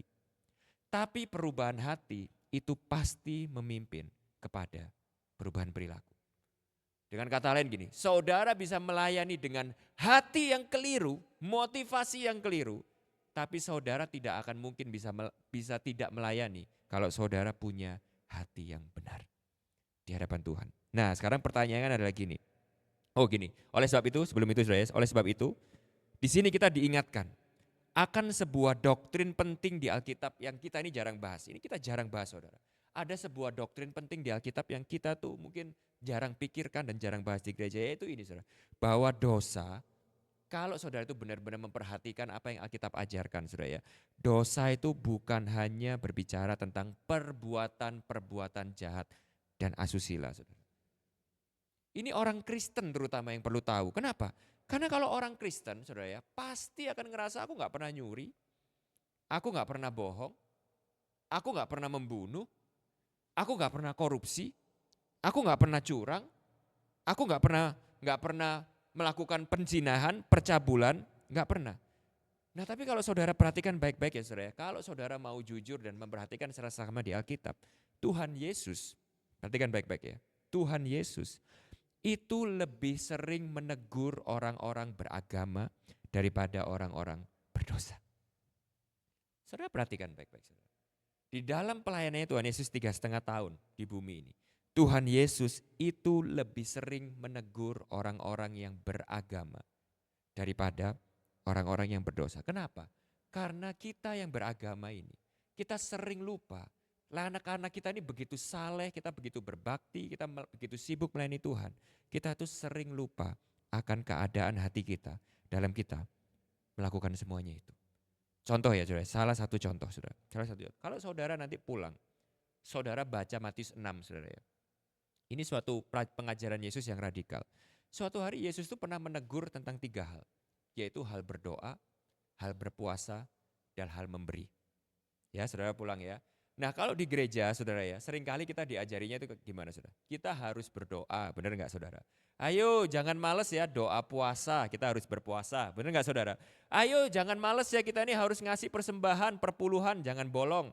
Nanti kalau kalian bolong ngasih persembahan perpuluhan, Tuhan gak berkati. Kalau di RGCC gak mungkin, karena saya tahu pengajaran di tempat ini saudara ya. Tapi di gereja lain banyak.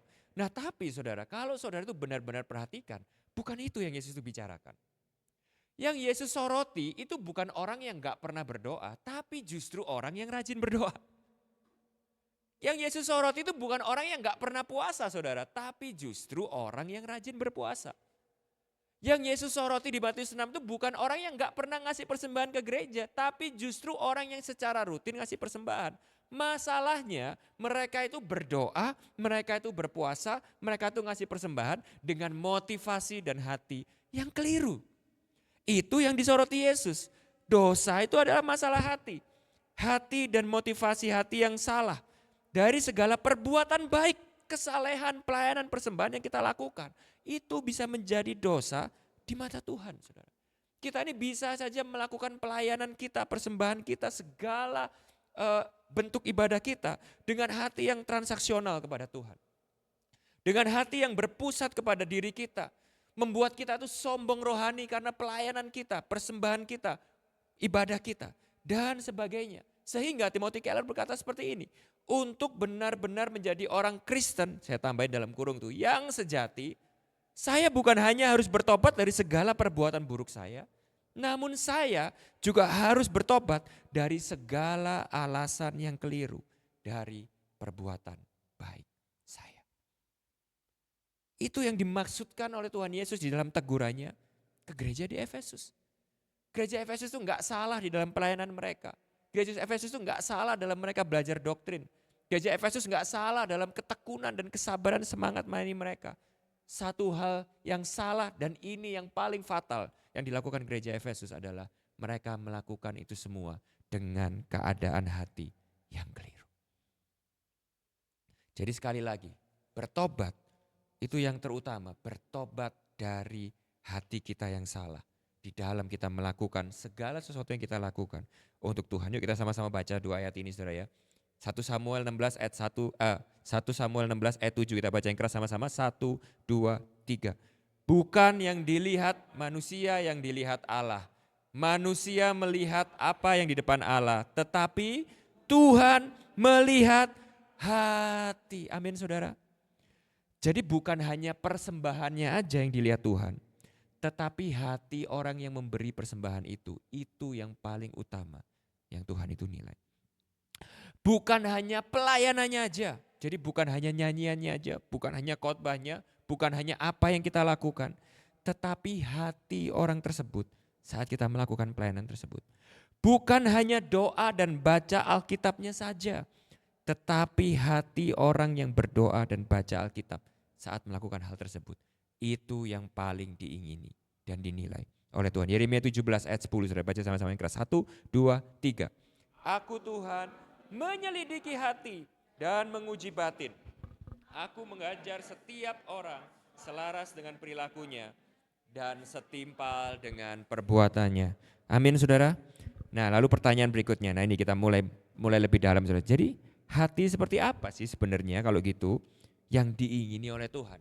Hati seperti apa yang ditegur oleh Tuhan kepada jemaat di Efesus ini? Kita sekali lagi baca ya ayat keempat dan kelimanya. Namun demikian aku mencela engkau karena engkau telah meninggalkan kasihmu yang semula. Jadi ternyata yang disoroti Tuhan di sini itu adalah hati yang telah meninggalkan kasihnya yang semula. Nah, apa yang dimaksud dengan kasih yang semula di sini saudara ya?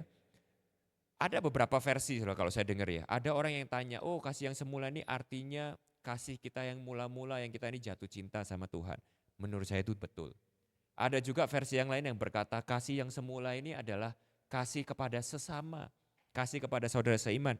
Itu menurut saya juga betul. Nah, kita akan sama-sama lihat. Jadi kasih yang semula yang dimaksudkan di sini itu apa? Nah, untuk mengerti saudara, untuk mengerti ini, menurut saya kita harus balik kepada surat Rasul Paulus. Karena kalau saudara ingat ya, Rasul Paulus itu pada waktu dia setelah merintis gereja di Efesus, Rasul Paulus itu pernah mengirim surat kepada jemaat di Efesus. Nah, kita sama-sama lihat saudara. Bagaimana isi surat Paulus? Awal surat Rasul Paulus kepada jemaat di Efesus, di kitab Efesus saudara ya. Rasul Paulus itu berkata seperti ini. Di Efesus 1 ayat 15 sampai 17. Ini setelah Paulus merintis mereka, lalu Paulus itu harus pergi ke tempat lain, lalu suatu hari Paulus itu menulis surat balik kepada jemaat di Efesus. Paulus berkata seperti ini. Karena itu, setelah aku mendengar, perhatikan baik-baik, tentang imanmu di dalam Tuhan Yesus dan tentang kasihmu terhadap semua orang kudus, aku pun tidak berhenti mengucap syukur karena kamu. Dan aku selalu mengingat kamu dalam doaku. Dan aku meminta kepada Allah Tuhan kita Yesus Kristus, yaitu Bapa yang mulia itu, supaya ia memberikan kepadamu roh hikmat dan wahyu untuk mengenal dia dengan benar. Jadi kita bisa lihat ya kontrasnya saudara ya. Kalau tadi di kitab Wahyu, jemaat Efesus ini menerima teguran. Di surat Paulus ini kepada jemaat di Efesus, Paulus itu mengalami sesuatu, melihat sesuatu yang membuat dia begitu sukacita dan memuji. Dan saudara perhatikan, apa yang membuat Paulus itu bersyukur dan memuji mereka saudara? Yaitu itu yang di ayat 15 yaitu iman di dalam Tuhan Yesus dan kasih terhadap semua orang kudus.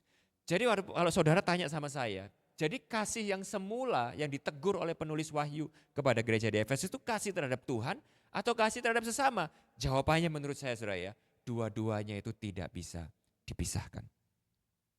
Yang jemaat Efesus di dalam surat Wahyu itu kehilangan, itu adalah kedua hal ini saudara, yaitu kasih kepada Tuhan dan kasih kepada sesama. Jadi kalau saya boleh summary kepada saudara ya, ini yang terjadi sama gereja di Efesus. Mereka hidup di zaman penganiayaan, di zaman yang begitu sulit. Tapi di tengah-tengah zaman yang begitu sulit itu saudara, mereka tuh tidak pernah kehilangan passion mereka. Mereka begitu semangat melayani Tuhan. Mereka begitu giat dalam melakukan hal-hal pelayanan di dalam gereja mereka. Mereka begitu giat dalam mereka mengajar dan belajar doktrin. Tapi ini yang mereka gak sadar, pelan-pelan. Tanpa mereka sadari, mereka mulai melakukan semua hal itu dan pelayanan itu tanpa kasih terhadap Tuhan dan sesama. Mungkin kalau saya bayangkan saudara ya, karena hari begitu sulit, karena zaman begitu sulit, pada waktu mereka melayani Tuhan, mereka melakukan semuanya itu, hati mereka mulai menggerutu. Hati mereka mulai terisi dengan amarah dan kekecewaan. Hati mereka mulai terisi dengan komplain terhadap Tuhan. Tapi dari luar gak kelihatan saudara. Dari luar mereka masih melakukan, khotbah tetap berapi-api. Menyanyi tetap berapi-api. Komsel tetap rajin. Persembahan gak turun tapi naik terus. Tapi ada yang salah di dalam hati mereka. Pelan-pelan kasih mereka terhadap Tuhan menjadi semakin dingin. Dan itu lama-lama membuat kasih mereka terhadap satu sama lain lebih menjadi dingin. Ini membuat saya teringat dengan dua cerita di Perjanjian Baru. Yang pertama, saudara ingat ceritanya anak sulung saudara. Di dalam cerita itu saudara ya, kita ini seringkali fokus kepada anak bungsunya. Kita kira anak bungsunya itu adalah satu-satunya anak yang hilang di dalam cerita itu. Tapi kalau kita lihat dengan seksama saudara, yang anak sulung ini lebih parah saudara. Kalau yang anak bungsu itu, begitu dia hilang, lalu dia sadar akan keberdosaannya. Dan dia balik dan dia menerima kasih Bapaknya yang luar biasa itu. Anak bungsu ini pulang saudara. Tapi ada satu anak yang lebih parah daripada anak bungsu itu, yaitu sang sulung. Yang sulung ini kelihatannya di rumah, rajin melayani, rajin berbakti kepada bapaknya. Tapi tanpa dia sadar, dia itu juga hilang. Tapi kalau anak bungsu itu hilang di luar rumah, anak sulung ini hilang di dalam rumah. Sehingga pada waktu dia ngelihat kasih bapaknya terhadap anak bungsu, dia menjadi seorang saudara yang begitu marah. Dan dia, kalau saudara lihat ceritanya ya di Lukas 15 ya, dia berdiri di depan pintu rumah, gak mau masuk saudara. Dan dia mengacungkan tangannya kepada bapaknya dan dia berkata seperti ini. Perhatikan baik-baik. Mungkin kita ngelihat ini kita bilang bodoh. Ini orang yang bodoh. Tapi hari ini saya pengen ajak saudara reflektif. Jangan-jangan kita tanpa sadar hati kita seperti anak sulung ini. Anak sulung ini berkata kepada bapaknya, anakmu yang itu seperti itu, kamu begitu baik sama dia, kamu mengasihi dia, kamu ampuni dia, kamu terima dia kembali masuk ke dalam rumah ini, dan bahkan kamu berikan lembu jantan ini kepada dia. Tapi aku yang sudah melayani engkau bertahun-tahun, aku yang sudah berbakti kepada engkau bertahun-tahun.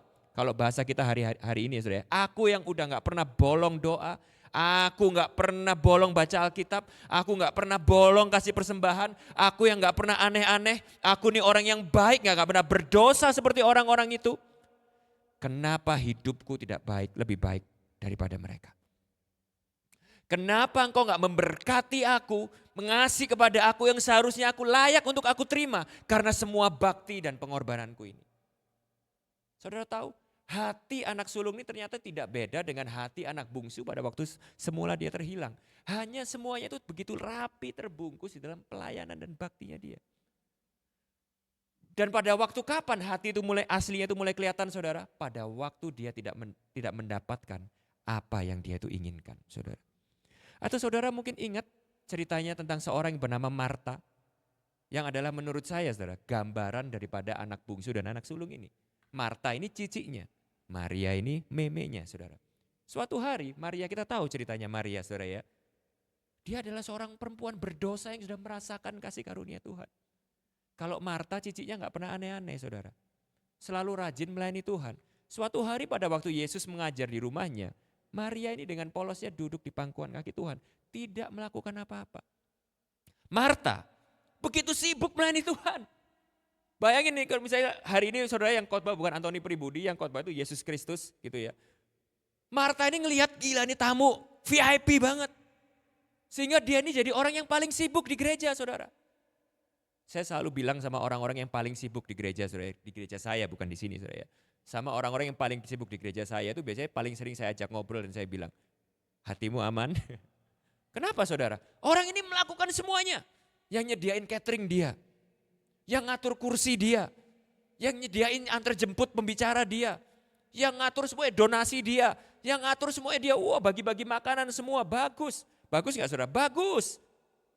Tapi suatu hari pada suatu titik saat dia ngelihat orang lain kok gak ada yang apresiasi aku, gak lihat aku, adikku kok enak-enakan duduk di situ. Dan bahkan Tuhan Yesus sendiri pun lebih memperhatikan adikku di situ, bukan aku yang repot melayani ini semua. Tiba-tiba dia meledak saudara. Dia datang di tengah-tengah Yesus lagi berkhotbah, dia datang, Tuhan, kenapa kamu lebih memperhatikan adikku yang duduk gak ngapa-ngapain daripada aku yang sibuk melayani dan sibuk bekerja ini? Lalu kalau saudara perhatikan baik-baik ya tegurannya Tuhan Yesus. Tuhan Yesus gak bilang seperti ini, ya udah kamu duduk gak usah pelayanan. Enggak saudara. Tuhan Yesus berkata seperti ini, kenapa kamu melayani dengan hatimu diganggu dengan begitu banyak hal? Ini teguran buat kita. Kita melayani, yes bagus. Kita begitu giat di dalam kita beribadah kepada Tuhan, yes bagus. Tapi pertanyaan paling pentingnya adalah, bagaimana keadaan hatimu? Saudara mungkin hari ini masih rutin menggembalakan, masih rajin komsel. But the question is, apakah kita benar-benar melakukan itu karena kita mengasihi Tuhan dan kita mengasihi sesama kita? Atau kita mulai hati kita ini penuh dengan dongkol, jengkel, komplain, kekecewaan, kepahitan. Kita hanya melakukan itu untuk rutinitas. Kita hanya melakukan itu untuk dilihat orang. Kita hanya melakukan itu karena kita malu kalau kita enggak rajin lagi, kita nanti orang bilang apa.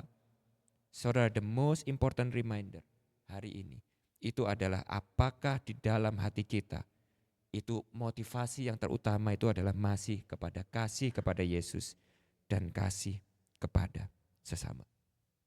Hari ini kita harus sadar saudara, bahwa sangat mungkin untuk kita bisa melakukan itu semua tanpa ada kasih lagi di dalam hati kita. Tadi kalau saudara ingat ya ayat ke-6-nya saudara ya. Ayat ke-6-nya itu berkata seperti ini. Tetapi ini yang ada padamu, yaitu engkau membenci segala perbuatan pengikut Nikolaus yang juga kubenci. Nah ini intermezzo sedikit ya, ini reminder juga buat kita. Karena gini saudara ya, bahwa ukuran utama kerohanian itu bukan cuma sekedar membenci apa yang Tuhan benci saudara. Gereja itu paling jago dengan ini. Oh kita benci pengajaran palsu. Kita benci dosa ini. Kita benci orang gak benar. Kita benci sama orang-orang yang hidupnya ngawur itu. Kita benci sama perzinahan. Kita benci sama ketidakadilan. Betul. Tapi saudara tahu indikator utama kesehatan rohani itu bukan membenci apa yang Tuhan benci. Tapi mengasihi apa yang Tuhan kasihi. Pada waktu kita melihat sesuatu yang kita gak suka itu, do we really pray for them? Do we love them? Pada waktu kita melihat hidup orang hancur, itu irritate kita, atau kita benar-benar mengasihi dan kita pengen melayani orang itu dan melihat hidup orang itu diselamatkan? Do we really love God and love people? Suatu hari saudara, saya tutup dengan sebuah cerita ini saudara ya. Suatu hari saya ingat tahun 2009 saudara, 19 November 2009 saudara. Itu pertama kalinya saya itu merasakan dalam tanda kutip itu jamahan Tuhan. Itu hari ulang tahun saya saudara. Ini saya nggak rekayasa, saya nggak tahu. Itu ulang tahun saya ke-24. Ini mungkin Mami juga. Mami tahu lah ini kayak cerita ini ya. Umur 24. Saya tuh lagi ulang tahun. Nggak ngerayain nggak apa saudara. Saya lagi duduk sendiri ya. Tiba-tiba saya tuh lagi merenungkan. Tiba-tiba di situ tuh saya mengalami yang kita sering kenal dengan nama perjumpaan pribadi dengan Tuhan. Saya nggak berhenti nangis di situ saudara. Nah lalu yang saya lakukan nih saudara. Itu tiba-tiba saya tuh ambil sepucuk kertas. Saudara, saya ambil sepucuk kertas. Lalu di kertas itu saya tulis saudara, mulai hari ini saya Antoni Pribudi hanya hidup untuk melayani Yesus Kristus Tuhan dan Juru Selamat saya. Segala sesuatu yang saya lakukan, segala sesuatu yang saya kejar, segala sesuatu yang saya inginkan, segala sesuatu yang saya ucapkan, segala sesuatu yang saya makan, saya minum dan saya nikmati hanya untuk kesukaan Tuhan saya dan satu-satunya Tuhan, Yesus Kristus Tuhan saya. 19 November 2009 saya tanda tangani surat itu. Sampai hari ini surat itu masih saya pigora, saya tempel di rumah saya. Nah, fast forward saudara, fast forward. Ternyata itu adalah titik mula di mana saya itu tahu akhirnya Tuhan itu memanggil saya untuk menjadi hamba Tuhan sepenuh waktu. Saya enggak pernah mikir itu, tapi saya waktu lihat surat itu, ternyata dari dulu Tuhan itu udah taruh itu di dalam hati saya. Dan surat itu sampai hari ini kalau saudara ke rumah saya, itu di sebelah mesin kopi di rumah saya itu saya taruh di situ saudara. Untuk saya itu selalu ingat. Nah, fast forward saudara ya. Setelah saya ini udah jadi hamba Tuhan, saya sudah khotbah, sudah ngajar, sudah mengembalakan saudara ya. Tahun 2021 saudara. Saya tuh lagi baca Alkitab, baca buku. Kalau saudara ke rumah saya itu udah sampai kayak perpustakaan saudara. Bukunya tuh banyak banget. Sampai istri saya tuh sering ngomel saya, kenapa? Kamu tuh beli lagi yang ini belum kamu baca, kamu udah beli lagi yang ini kamu belum, ini bahkan belum dibuka kamu udah beli lagi gitu saudara. Karena saya tuh suka banget belajar dan baca buku saudara. Tapi suatu hari saudara, tiba-tiba di tengah saya tuh lagi belajar dan baca buku itu saudara ya. Tiba-tiba Tuhan itu kayak berbicara halus di dalam hati saya. Tuhan itu berkata seperti ini. Kenapa kamu tuh kok suka baca dan suka belajar seperti ini? Wah, saya pertamanya bingung. Kok tiba-tiba ada pertanyaan ini di dalam hati saya. Lalu saya jawab sama Tuhan. Ya tentu aja karena saya ini pengen belajar lebih lagi dari firman-Mu. Saya pengen mengenal Engkau lebih lagi. Lalu suara itu saudara, saya nggak yakin ini suara Tuhan audible apa bukan saudara ya. Tapi suara itu seakan-akan sama saya itu bilang seperti ini. Ah masa? Aku tanya sekali lagi. Kenapa kamu kok suka baca buku dan belajar segini banyak? Saudara tahu pada waktu pertanyaan itu muncul dalam hati saya. Itu tiba-tiba saya tuh harus mengaku jujur di hadapan Tuhan. Saya bilang seperti ini. Iya Tuhan. Seringkali aku baca Alkitab, aku belajar buku begini banyak. bukan karena aku ini benar-benar mengasihi engkau dan pengen mengenal engkau lebih lagi. Tapi seringkali yang jadi motivasi utamaku itu adalah supaya khotbahku bagus. Supaya aku terdengar pintar di hadapan orang. Supaya aku ini bisa kelihatan sebagai seorang hamba Tuhan dan pengkhotbah yang pintar sehingga orang-orang itu suka sama khotbahku. Sehingga orang itu mengakui aku dan menghormati aku. Lalu pada waktu saudara jawaban itu muncul di dalam hati saya. Tiba-tiba saya melihat ke depan dan saya melihat surat yang saya tulis di tahun 2009 itu. Dan Tuhan berkata, apakah dulu motivasimu pada waktu kamu nulis surat ini sama dengan motivasimu hari ini melayani aku? Dan hari itu saudara, saya nangis, saya minta ampun di hadapan Tuhan. Tapi di hari itu saya jadi ingat apa yang dimaksud Tuhan kepada jemaat di Efesus ini. Yaitu Tuhan berkata, hatimu pada waktu pertama kali kamu merasakan kasih-Mu, itu yang sampai 10, 20, 30 tahun lagi menjadi ukuran utamaku dalam engkau melayani aku. Dia enggak menerima yang lebih kurang daripada itu. Sehingga saudara, kok bisa gereja Efesus ini pada waktu pertama kali Paulus menulis surat kepada mereka penuh dengan ujian seperti ini. Kok bisa? Pengenalan seperti apa yang dibilang Paulus ini pengenalan yang benar. Pengenalan yang benar yang ternyata kalau kita mengenal kebenaran itu dengan benar, kasih kepada Tuhan dan kasih kepada sesama itu adalah konsekuensi natural. Jadi ukuran utama kita ini mengenal Tuhan dengan benar itu kita bertumbuh di dalam kasih kita kepada Tuhan dan sesama. Tapi pengenalan seperti apa?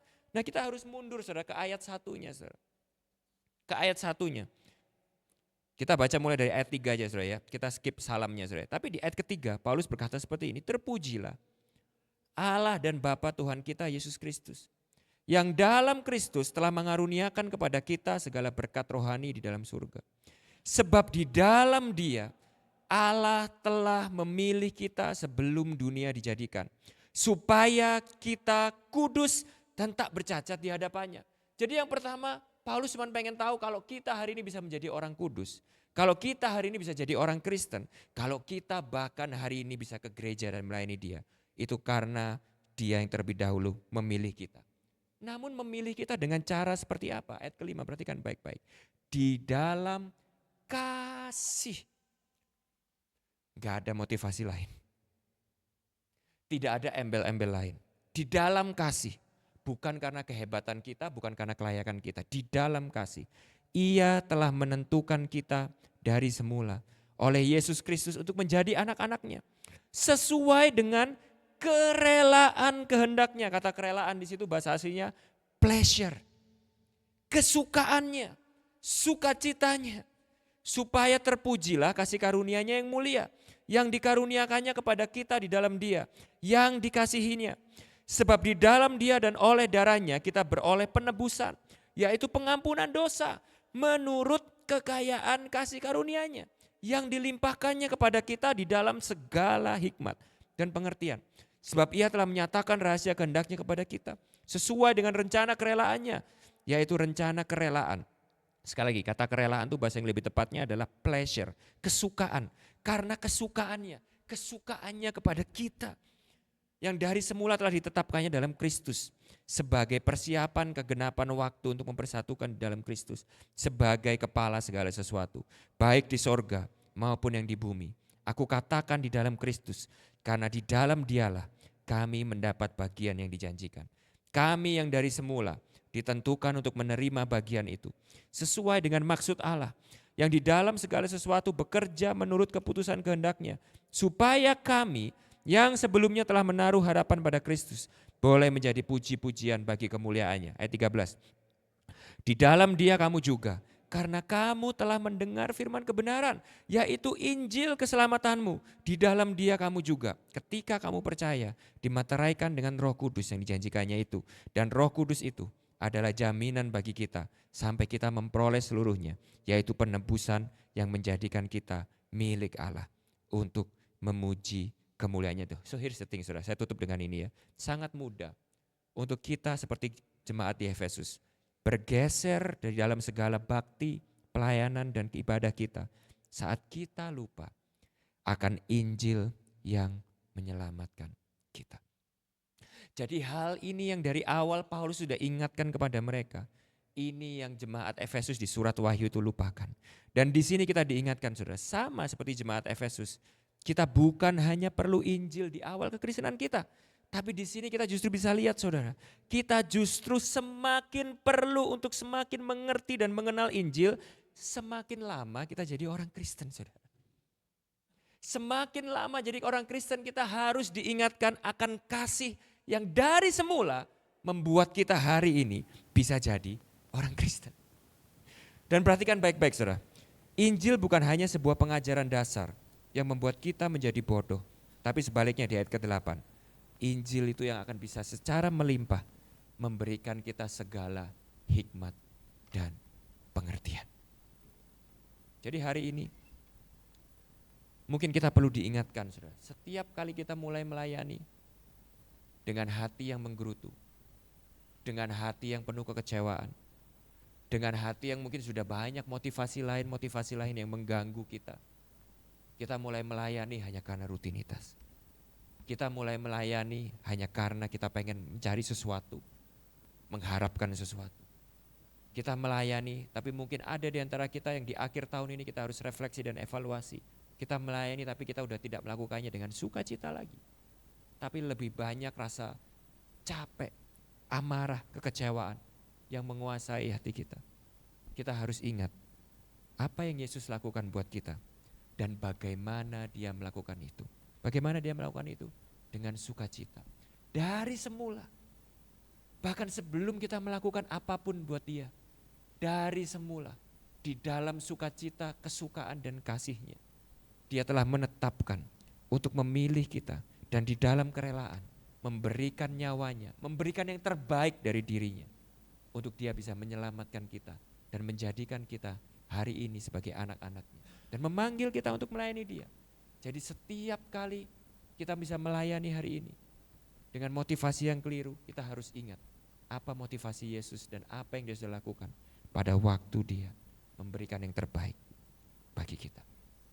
Dan saat kita terus-menerus mengingat itu saudara, saya yakin dan percaya, maka rasa kagum kita, rasa kasih kita, rasa ucapan syukur kita, itu akan semakin melimpah-limpah dalam kehidupan kita. Dan ini yang harus kita perhatikan, bahwa semakin kita mengasihi Allah, tidak mungkin kalau kita ini gak semakin mengasihi sesama kita dan saudara-saudara seiman kita yang Tuhan titipkan di dalam kehidupan kita.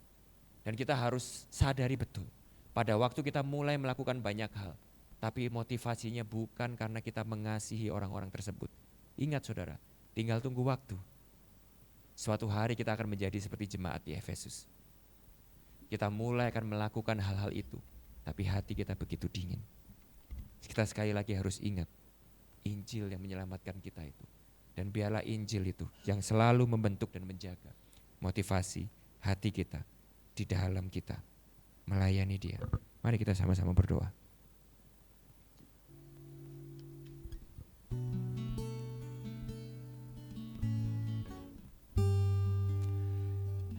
Bapa, kami percaya Engkau adalah Tuhan yang mengenal kami jauh melebihi apa yang manusia bisa ketahui tentang kami.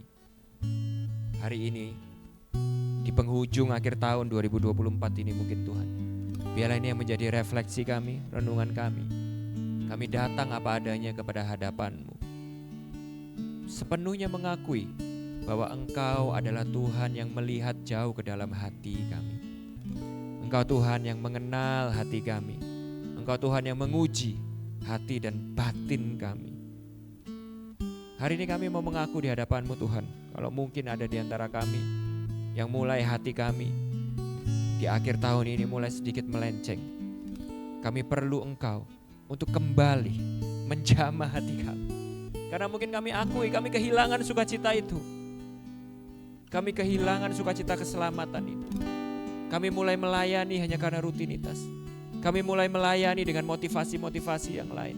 Kami mulai melayani tapi dengan hati kami, kalau kami mau akui Tuhan, penuh dengan amarah, penuh dengan kekecewaan, penuh dengan tuntutan ini itu. Kami akui di hadapan-Mu mungkin Tuhan hari ini kami seperti anak sulung itu. Kami seperti Marta. Ampuni kami karena kami lupa. Kami lupa apa yang sudah Engkau lakukan bagi kami dan bagaimana Engkau melakukannya. Kami lupa Tuhan, bagaimana Engkau dengan sukacita yang ada di dalam hati dan pikiran-Mu tentang kami, Engkau pikul salib itu. Engkau tanggung segala kehinaan itu. Ibrani 12 berkata, Engkau dengan sabar menanggung hinaan yang didera kepadamu. Karena sukacitamu dalam Engkau melihat kami umat-Mu yang diselamatkan. Kami lupa bahwa Engkau yang seharusnya bisa menolak cawan itu. But for the joy set before you, Engkau berkata kepada Bapa, biarlah kehendak-Mu yang jadi. Dan Engkau ambil cawan itu, Engkau minum cawan murka Allah itu. Sehingga hari ini kami bisa ada di tempat ini dan kami meminum cawan perjanjian yang daripada-Mu dan menikmati segala kebaikan. Dan biarlah Tuhan hati kami gak pernah lupa ini. Pada waktu hati kami mulai transaksional kepadamu, pada waktu hati kami penuh dengan segala ketidaksyukuran kami kepadamu dalam kami melayani, ingatkan kami bahwa Engkau layak untuk menerima yang jauh lebih baik daripada itu. Ampuni kami Tuhan, kalau seringkali kami gak memberikan ucapan syukur dan penghargaan yang sepantasnya Engkau terima lewat pelayanan kami. Kami bertobat di hadapan-Mu, sama seperti jemaat Efesus Tuhan.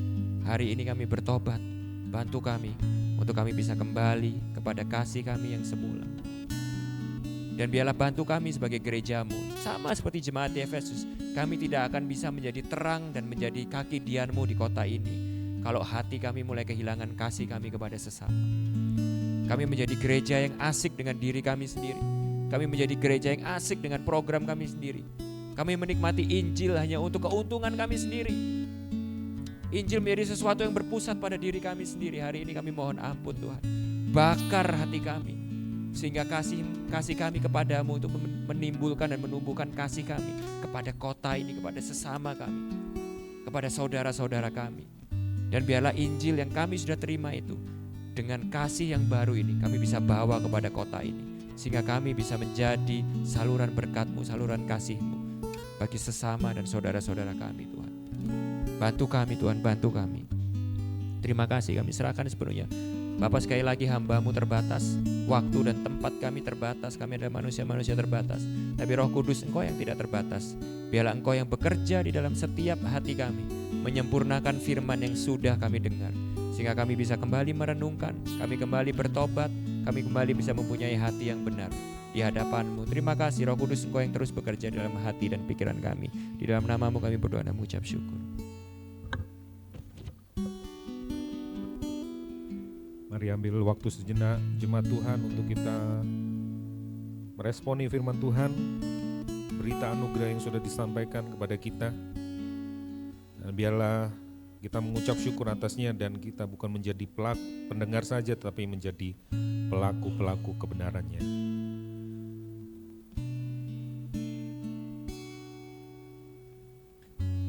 Terima kasih Tuhan Yesus, kalau Engkau selalu mengatakan iya kepada seluruh kehendak Bapa, supaya kami dimampukan untuk berkata tidak kepada semua yang bukan Engkau. Sebab itu kami bersukacita atas firman Tuhan hari ini. Kami mengucap syukur, kami menikmatinya. Roh kami menikmatinya, hati kami menikmatinya. Biarlah Engkau membajak hati kami dengan firman-Mu ini. Dan biarlah setiap benih firman-Mu ini bertumbuh, berakar, berbuah dan buahnya tetap, bukan untuk kami sendiri, tetapi juga untuk orang-orang yang di sekitar kami. Dan akhirnya jemaat Tuhan, mari saya undang jemaat Tuhan untuk bangkit berdiri dan terima berkat pengutusan ini. Dan biarlah restorasi ini bukan berhenti sampai di kita, tetapi restorasi ini, transformasi ini juga sampai ke kampus kita, ke sekolah kita, ke keluarga kita, ke teman-teman kita yang ada di sekitar kita. Dan biarlah Roh Kudus yang ada dalam diri kita memampukan kita untuk menjadi pelaku dan menjadi pemberita dari kebenaran Tuhan ini. Nah, akhirnya jemaat Tuhan, pulanglah dengan sukacita, dengan damai sejahtera. Pergi ke tempatmu masing-masing, di sekolahmu, di kampusmu, di tempat kerjamu, di kantormu, di mana Tuhan telah tempatkan engkau. Di situ Injil Kerajaan Allah diberitakan melalui kehidupanmu. Engkau menjadi teladan di sana, Engkau menjadi contoh di sana. Bukan cuma sekedar menjadi teladan, menjadi contoh, tetapi kehidupanmu dibagikan di situ. Sama seperti Kristus telah membagikan hidupnya buat kita semuanya. Nah, hari ini kami bersuka cita, kami terima berkat pengurapan, berkat Tuhan, berkat hikmat, wahyu kebenaran Tuhan ini, dan kami aplikasikan seluruhnya dengan hati yang benar ke tempat di mana Tuhan tempatkan kami. Dan terimalah berkat ini di dalam nama Bapa, Tuhan Yesus, dan persekutuan dengan Roh Kudus, ketiga yang esa, Tritunggal, Allah Tritunggal yang hebat, yang luar biasa, yang telah merancangkan semua sejarah, semua cerita ini di dalam kehidupan kami semuanya. Kami bersuka cita di dalam nama Tuhan Yesus. Kami telah naikkan doa ini. Kami terima berkat Tuhan ini. Kami ucap syukur. Yang percaya bersama-sama katakan, amin, amin, amin. Tuhan Yesus memberkati. Selamat hari Minggu Bapak Ibu Saudara. Terima kasih buat Pastor Antoni Pribudi yang sudah melayani. Silakan duduk sebentar Bapak Ibu Saudara, jangan terburu-buru untuk pulang. Bapak Ibu Saudara bisa saling berfellowship satu dengan yang lain kalau tidak ada acara atau apapun. Nah, jangan lupa tanggal 8 Desember kita akan merayakan 8 Desember, ya benar dah. 8 Desember kita akan merayakan Natal karena pasti akhir-akhir ya. Akhir-akhir kan kita akan banyak yang pulang kampung dan sebagainya. Kita akan dilayani oleh Undivided, ya, yang khotbah juga patudunya, ya, yang oke, Bapak Ibu saya yang mau ingat terlibat untuk dalam pekerjaan Tuhan ini, Bapak Ibu sudah bisa menabur bersama-sama, dan itu saja. Tuhan Yesus memberkati ya. Selamat hari Minggu, tetap semangat. Yeah, God bless you.